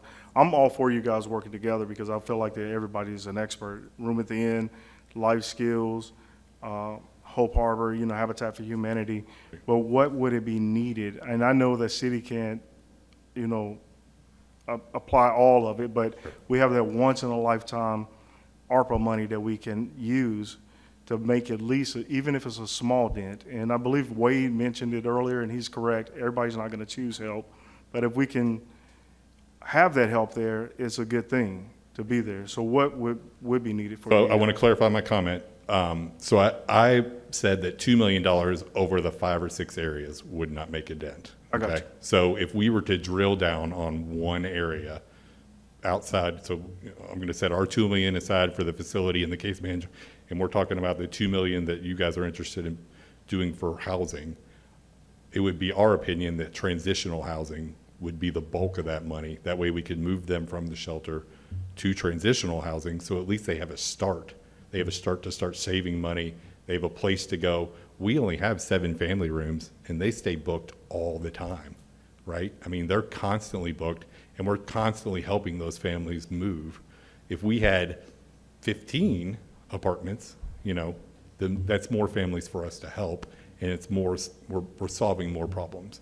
So transitional housing, I think, would be a better option, but that's just me. You know, I know that. So Chris, Mr. Head, Sure. the transitional housing or the affordable housing for this step 2, I mean, that could be the initiative that they come to Neighborhood Community Services and apply for. So it Sure. does not exclude. Right. Okay, so I just want to make sure that we're not trying to say one is not the No, other. I'm just saying that for us to move them along the path, right, to move them along the process, they have to have somewhere to go after the shelter, right? Because they're not going to go from the shelter to a permanent house. You're not going to buy a house out of a shelter. So what's that middle step? The $2 million that you're giving us that we're able to partnership with is the first step, right? And But that's these are what the we're interested in. nonprofits that would come and seek that money to apply for that initiative.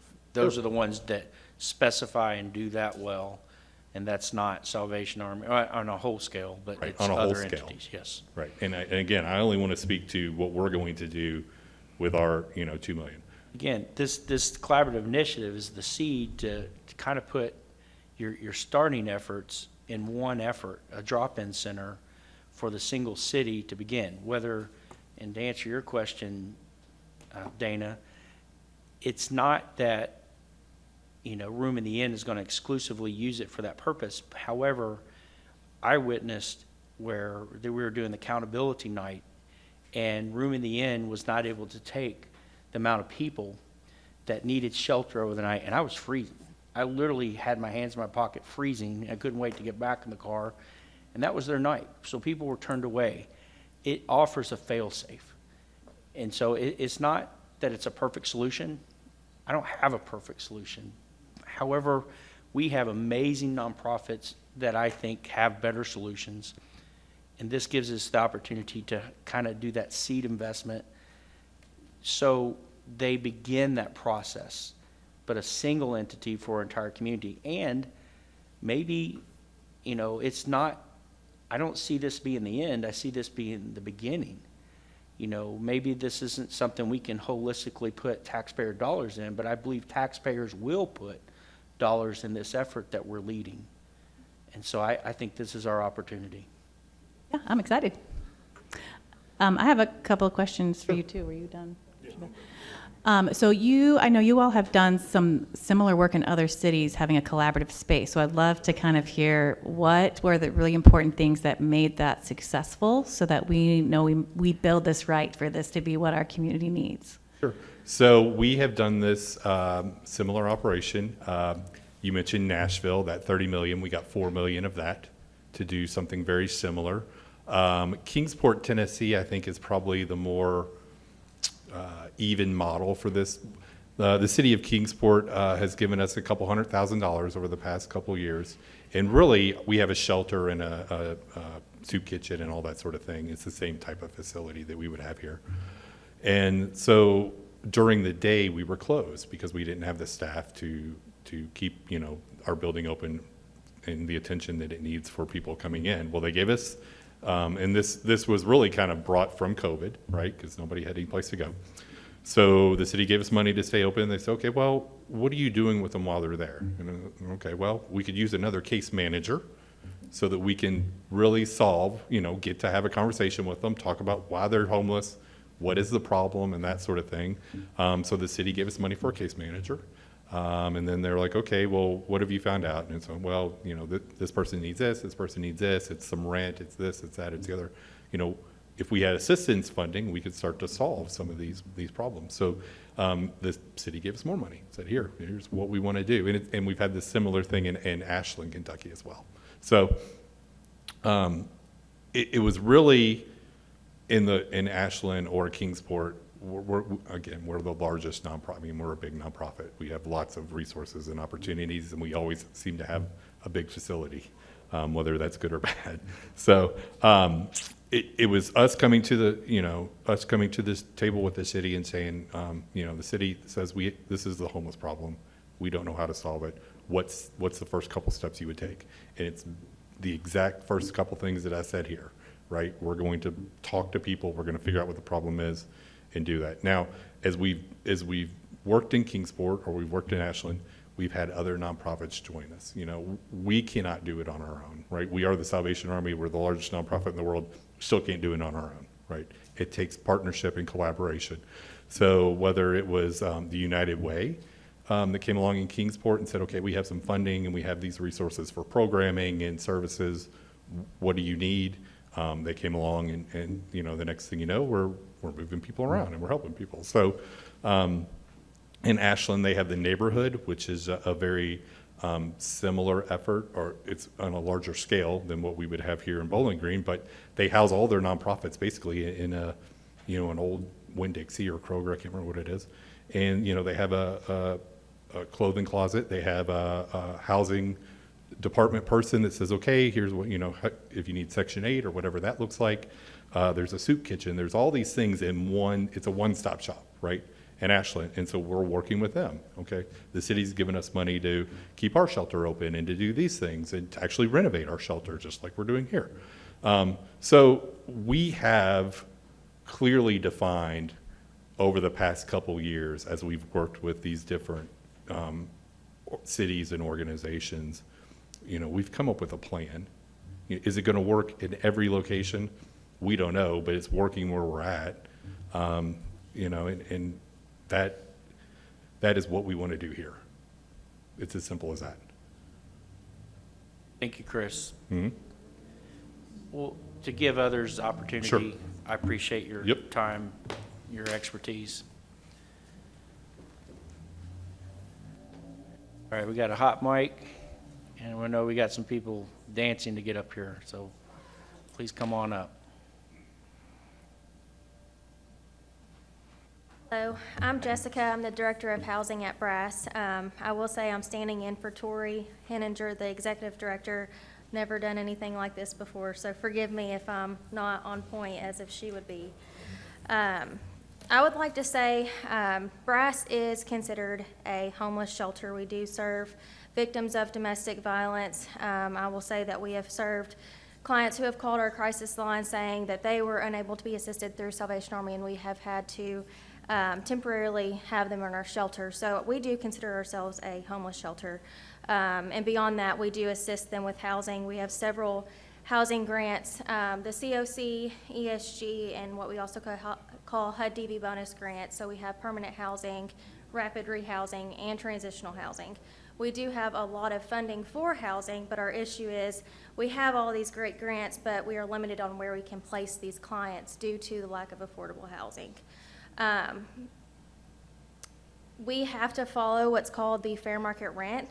Right now, the fair market rent is $791 for a 1-bedroom, $941 for a 2-bedroom, and a little over $1,000 for a 3-bedroom. So as you can see, it's pretty limited, and that's if all utilities are included.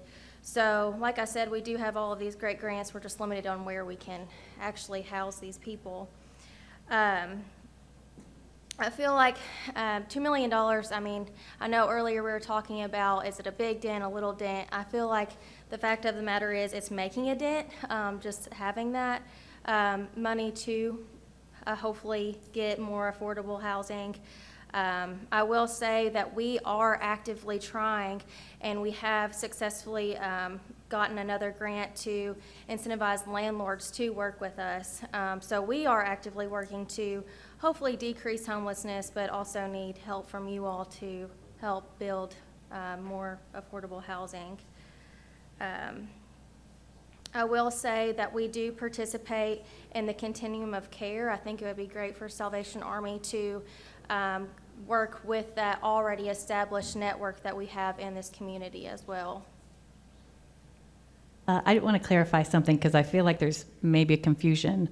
And I don't want to speak for Commissioner Bailey, but we are not asking these questions about all these different things, the tools that we need to use because we want to use this $2 million for something else. We actually have $14 million of ARPA funds. And so we're asking these questions because we haven't made a decision yet on how we're going to spend all that $14 million. And so this is our chance to hear from you all about if we use $14 million, this ARPA funds to put, what would it take for us to really make the impact we want to make? And so I want to make sure there's no confusion. We are not proposing that we use this $2 million on anything else. We are asking these questions because we have $14 million.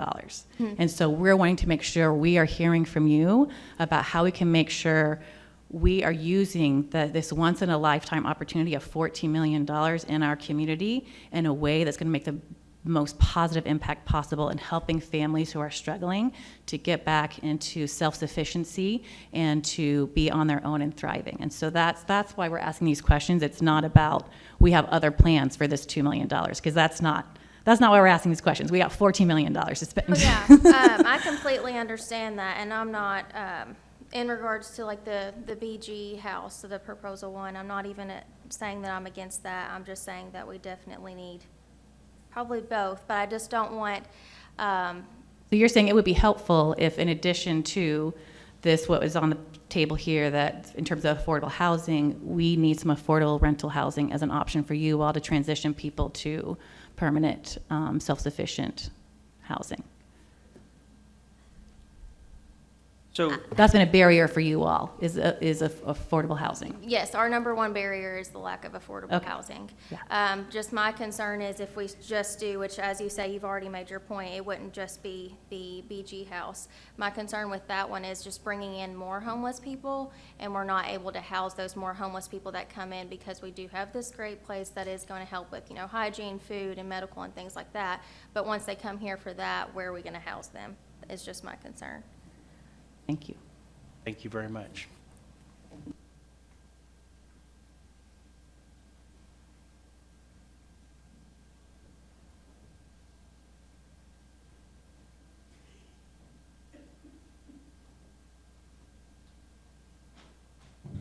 Good evening. Hi, Rondell. How are y'all? We're good. Good. One of the questions that I have regarding the investment for the collaborative is, has there been discussions from the commission within the residents and the impact that adding additional people experiencing homelessness to the neighborhood will bring? So that question was answered by Salvation Army to me, in that they have been there since, 60 years plus, 75 years, and they see no problem increasing their center to bring in this as a drop-in center. I understand that. I'm still asking, have the neighbors had a voice to know that this is going to increase homelessness in their neighborhood?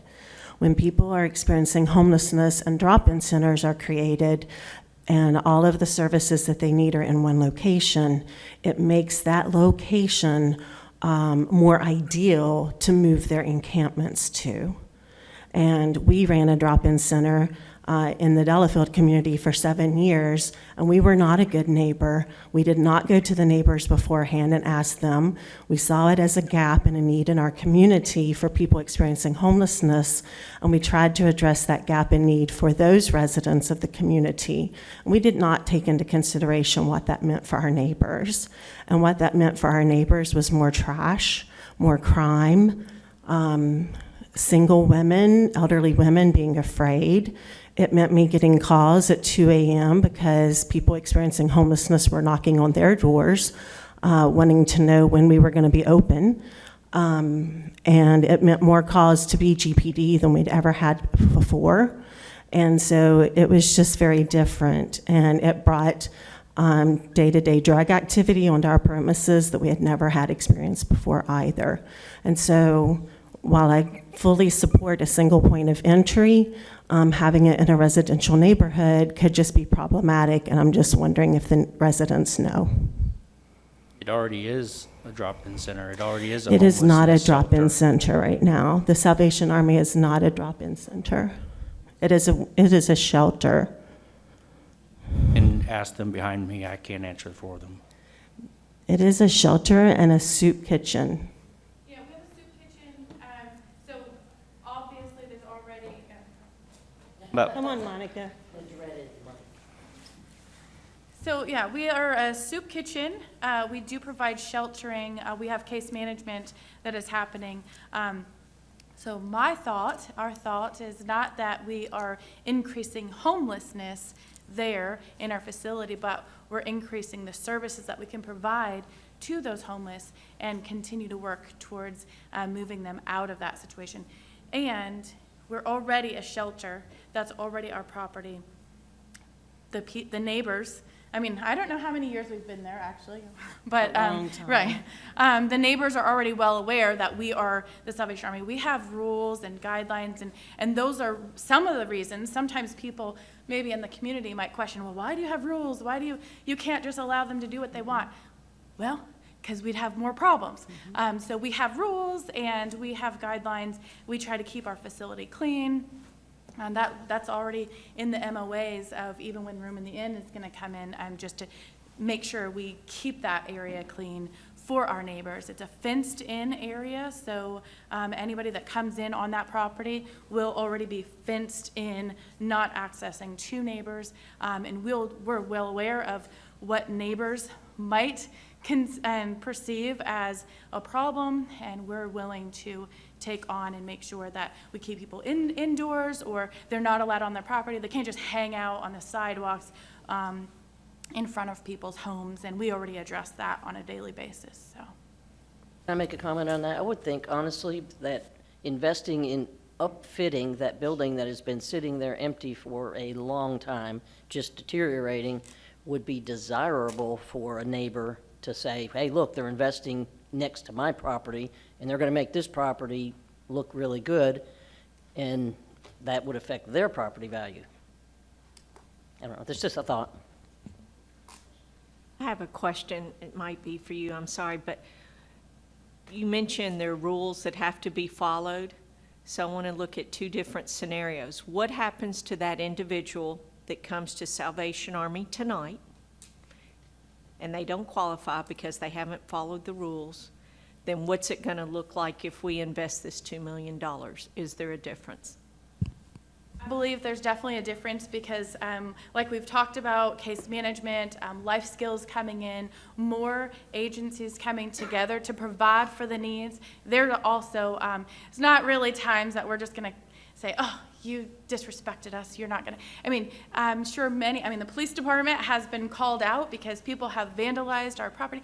We want to keep people accountable, and I think that's a part of moving them forward. So when we hold them accountable for following rules, when we hold them accountable for upkeeping the property, and providing dignity for themselves, that moves people forward also. But with the opportunity to have a collaborative house where we have multiple agencies there that are assisting and providing for the needs, maybe there's a reason why this person is causing all kinds of trouble. Maybe they need to be assessed with life skills and find out what is the root cause. Do they need medication? Are they taking the medication? Maybe another case manager finds out that they can't afford the medication or something happened with their prescription.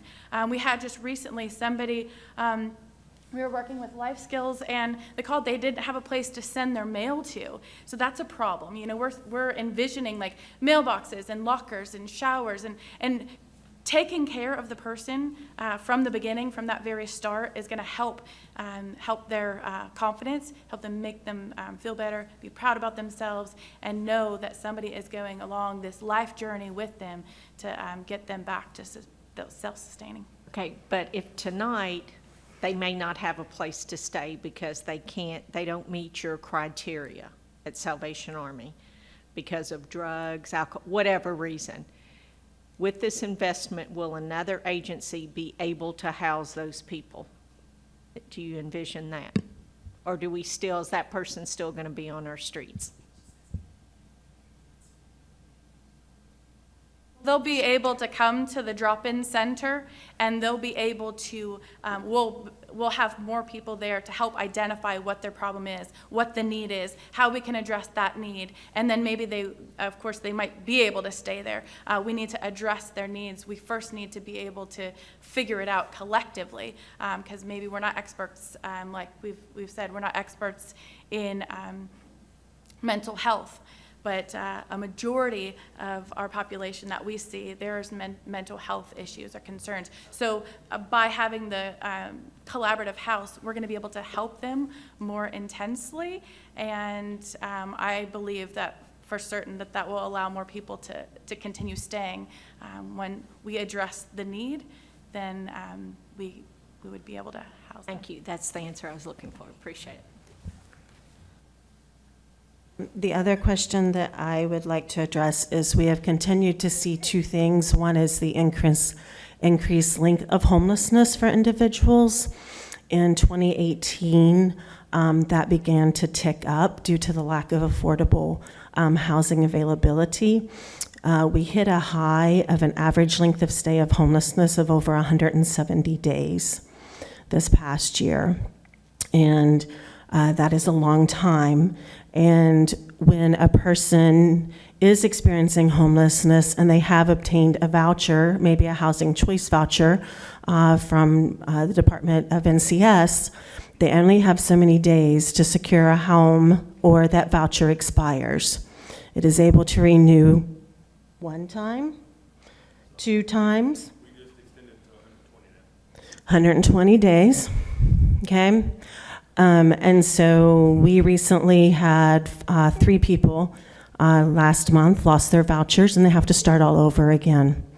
And that means they're back on the list and back waiting for another voucher because while they had one, there wasn't something available that they could afford, that there wasn't anything available to accept that voucher.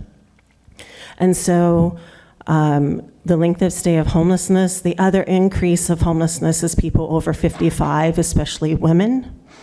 And that is, we are on a second year, about 2.5 years of that being a trend in our community. And women are very susceptible to violent crimes on the street. And just needing to make sure that we're always aware that while our drop-in centers can be effective, if we don't have somewhere else for the person to go beyond shelter, the situation doesn't change. Rondella, is that your end of your statement? Yes. Okay. So I know that you have been doing this work for a long time and that you've had a lot of experience and then also aware of some other cities and the things that they are doing. So in terms of your expertise, what are the tools that we need to be using to help reduce that, how many days someone remains homeless? How do we help them get housed and self-sufficient quicker? What are the tools that cities need to do that? There are a couple of different national nonprofits that actually city governments apply to help address that and to create a strategic plan for that typically over a decade. One of those would be Community Solutions, and they have been doing work. They choose so many cities a year.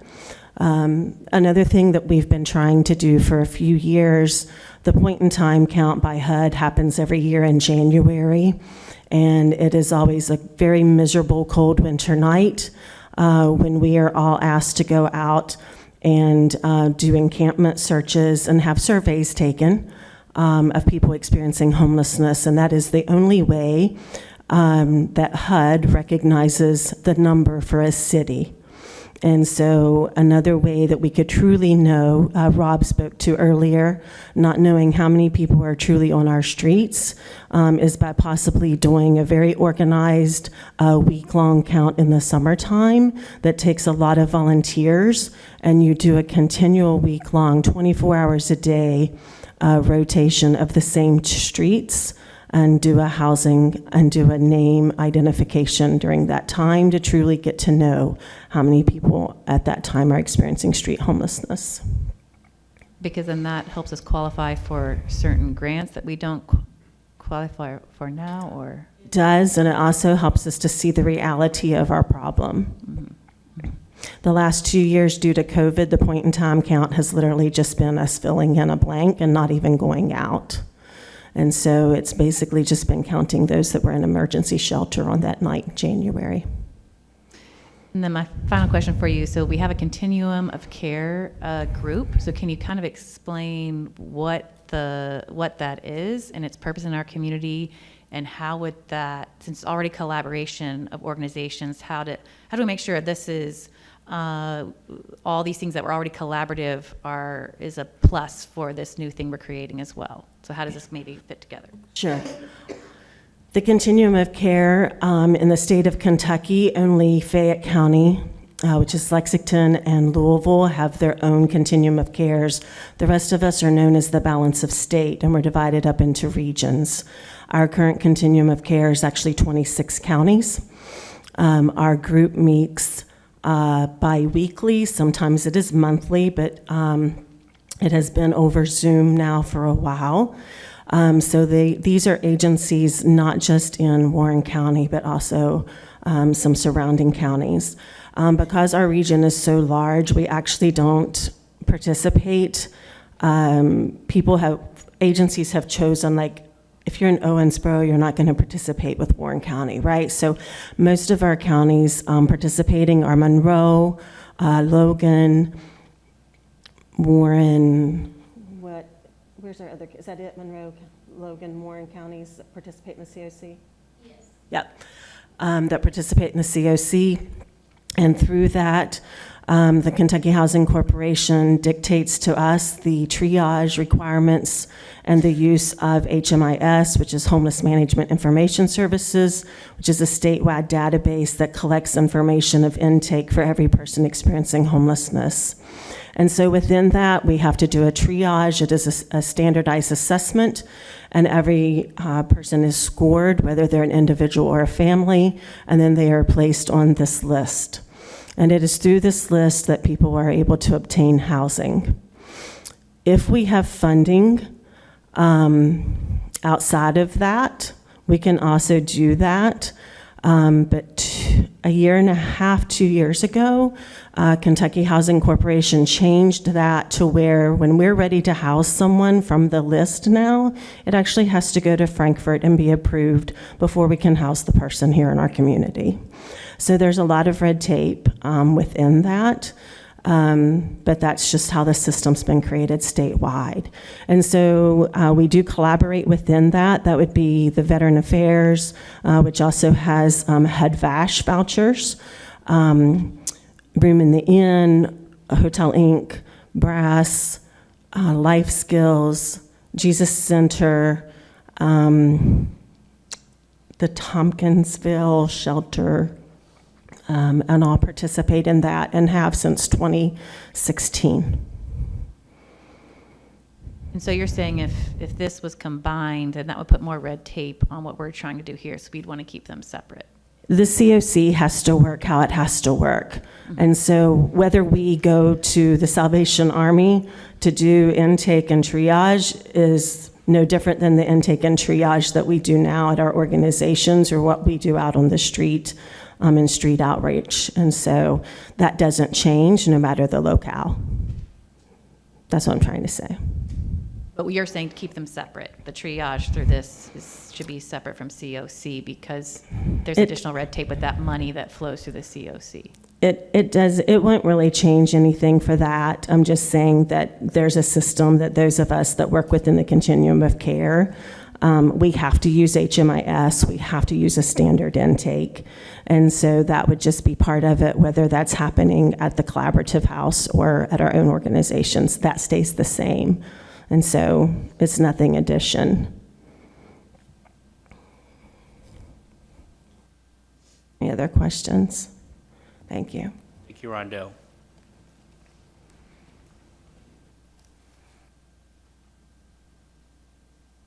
Okay, well, I appreciate everyone. Is there anyone else that wants to speak at this? All right. I'm Karen Garrity with Life Skills. I know we've been mentioned a lot. We certainly are probably not housing experts, but we are experts in behavioral health care. So we work with your folks in your community. We are thought of as the safety net, so the folks that really struggle to maintain consistency in their lives due to trauma or schizophrenia or bipolar disorder or severe substance use disorder. Those are the folks we work with. So that is our priority, to help provide service for them and help them get to a more stable life. We do have a lot of folks who struggle with homelessness that we work with. We do have some street outreach. I know there's other folks that also provide that in the community. So we look at a couple of different avenues for our services. One is crisis services, and then the other is just a general outpatient treatment. And I wanted to just talk for a moment about crisis services. I know the mayor came with us to Nashville and visited a crisis program that had a continuum of various crisis levels of care where they had a really quick intake for the police. I know the police are very excited about that possibility because of the staff hours that they spend with folks in a mental health crisis. So they have that particular service. Some of that's related to the way their laws are written, but also related to how their facility is set up. Then they have, that's like an acute emergency crisis, and then they have like a day 24-hour crisis, and then they have a crisis stabilization unit similar to we have, where folks would be able to stay for multiple days. And even a longer-term crisis program. All of those programs have case management, like Salvation Army was referring to, very, very important case management, therapy, medication, access.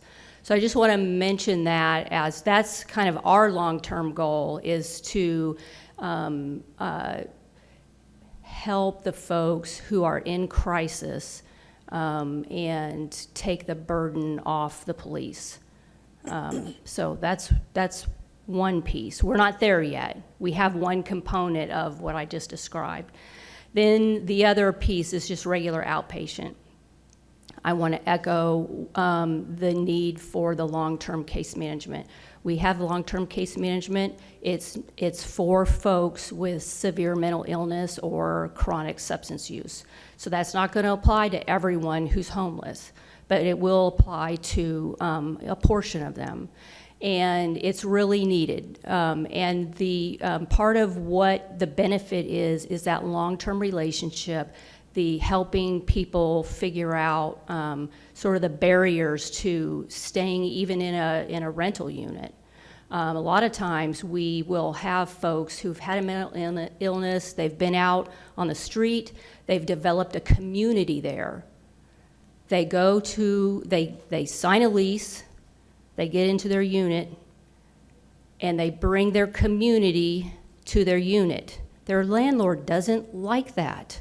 They don't like it when, when folks bring their community into the unit.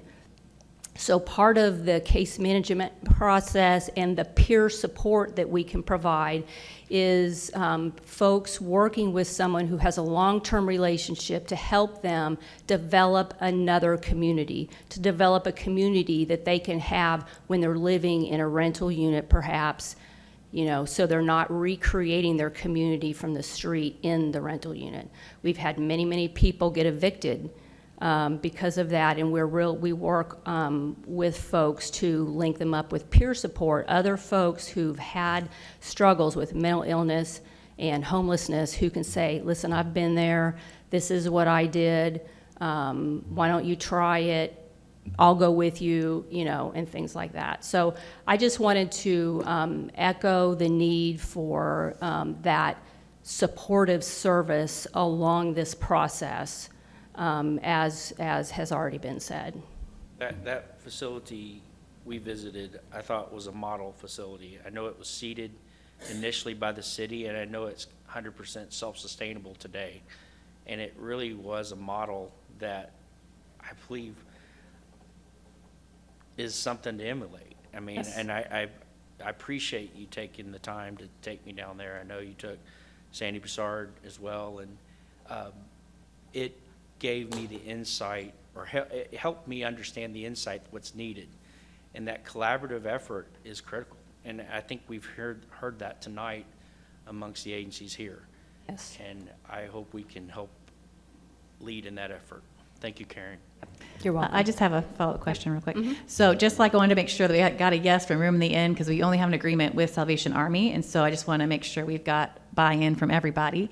So what would it take to get you all to a yes? For this is a place that you all are going to invest in as life skills. What do you all need for this $2 million that we're investing to be a place that is helping you reach some of these goals that you all have for your services? We've already said that we would provide some staff time Great. at that facility. Great. Yeah.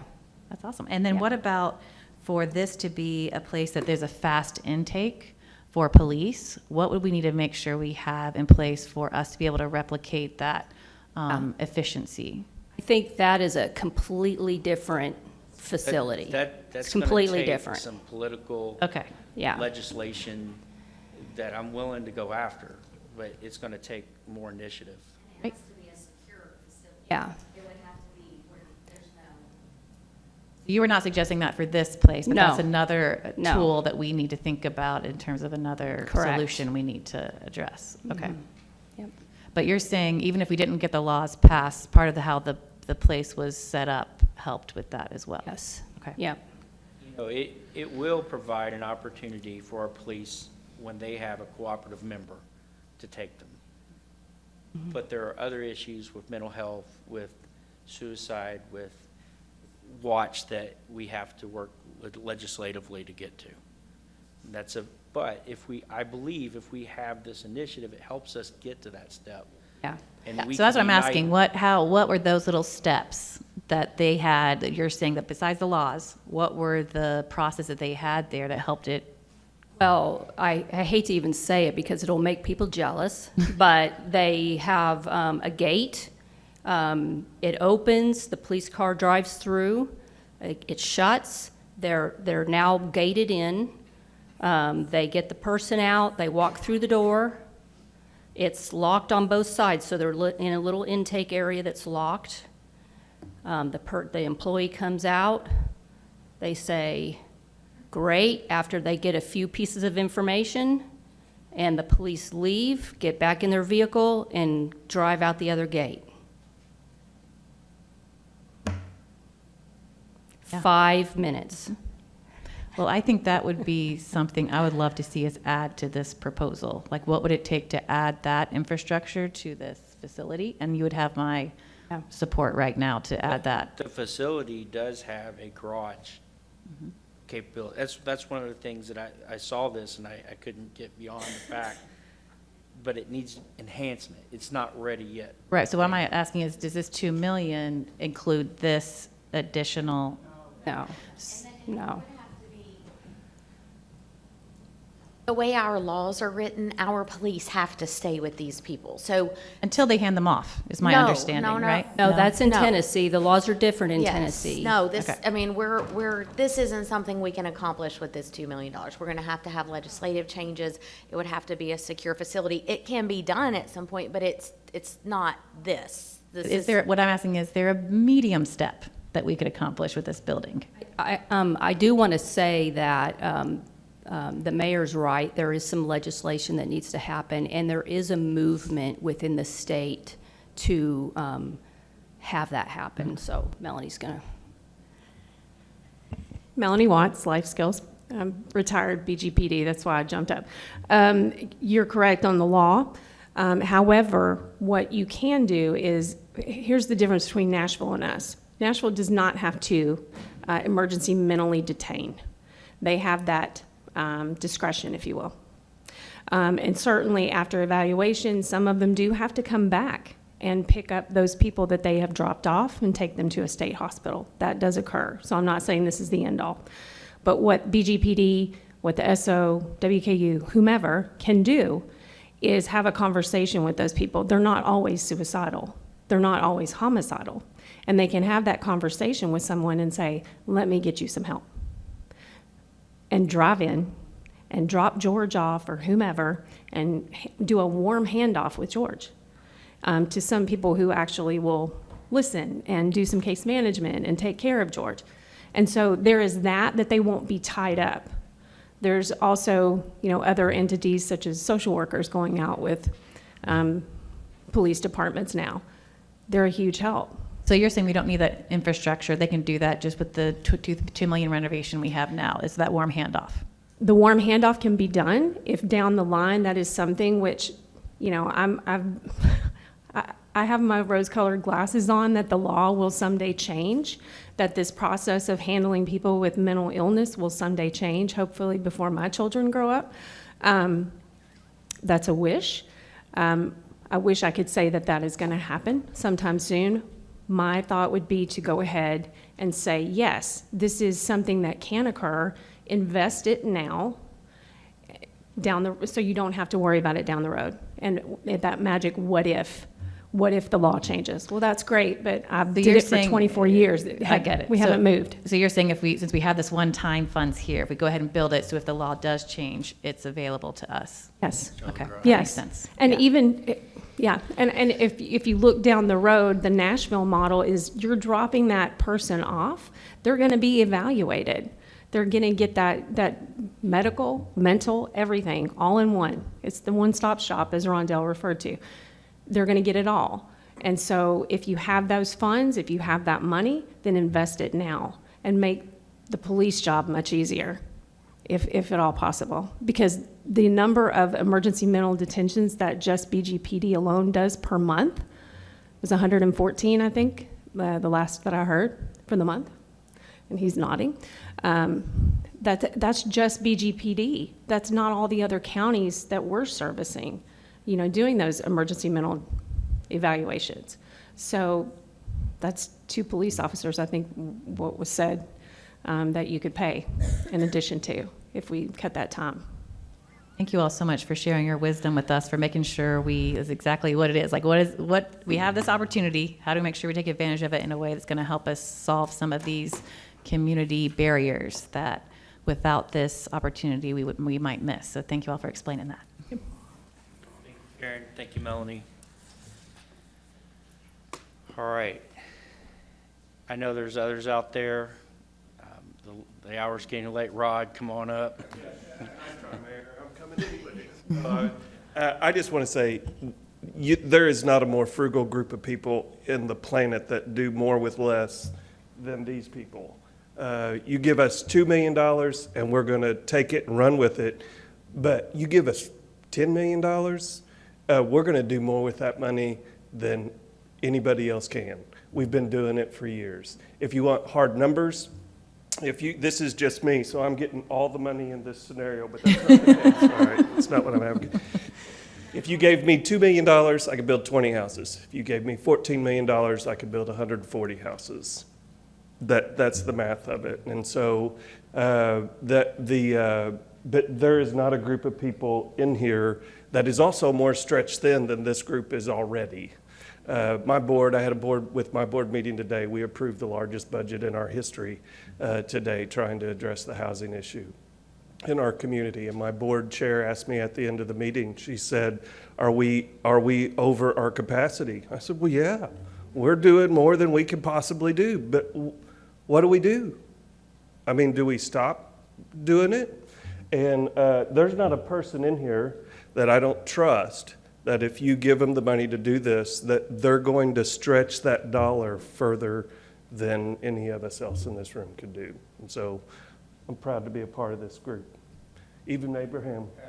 Yeah. So that's just my 2 cents worth. Thank you, Rod. That's Habitat for Humanity.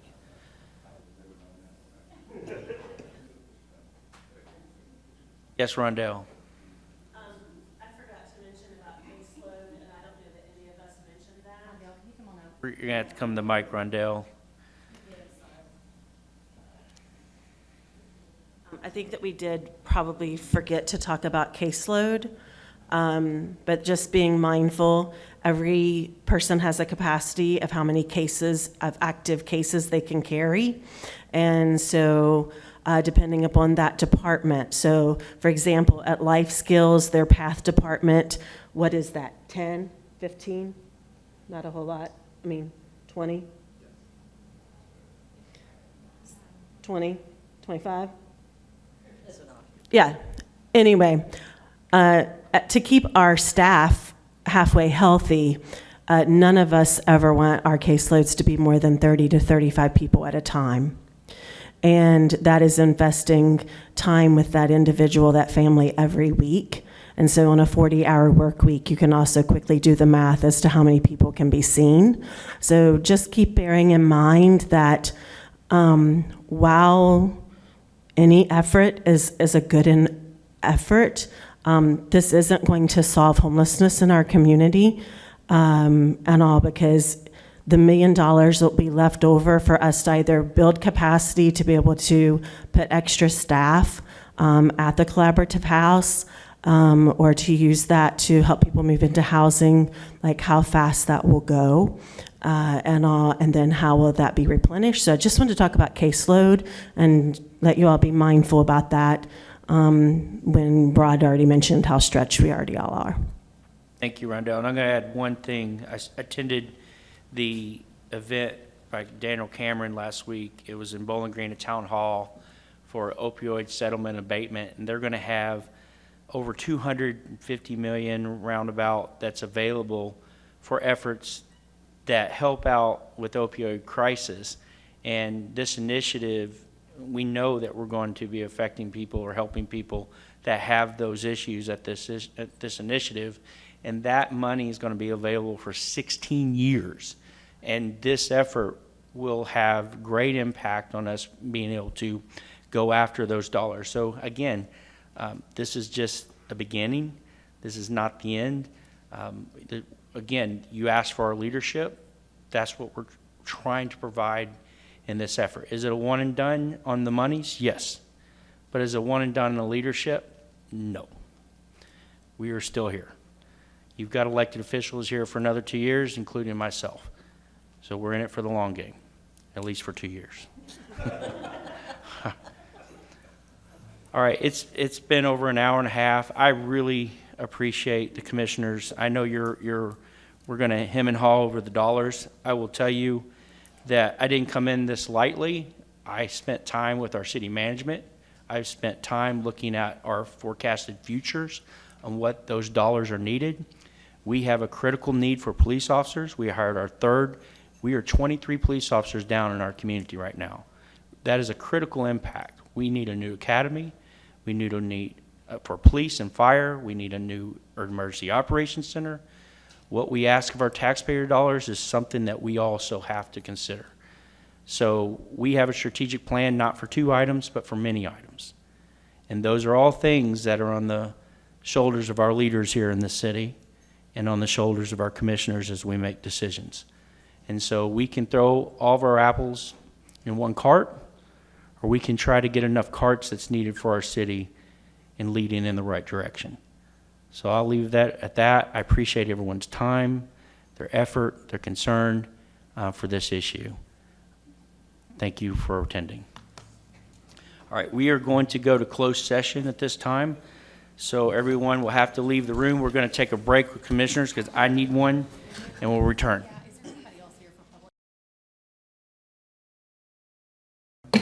Welcome back, ladies and gentlemen. We're going to now have municipal order number 2022-249. Municipal order approving the demotion of Michael Kiefer to the position of police sergeant in the police department. So move. Second. By Commissioner Hill, second by Commissioner Perigin. Roll call, please. Beasley Brown. Yes. Hill. Yes. Perigin. Bailey. Yes. Alcott. Yes. This concludes our meeting. Thank you, everybody. We'll be back on December 6th.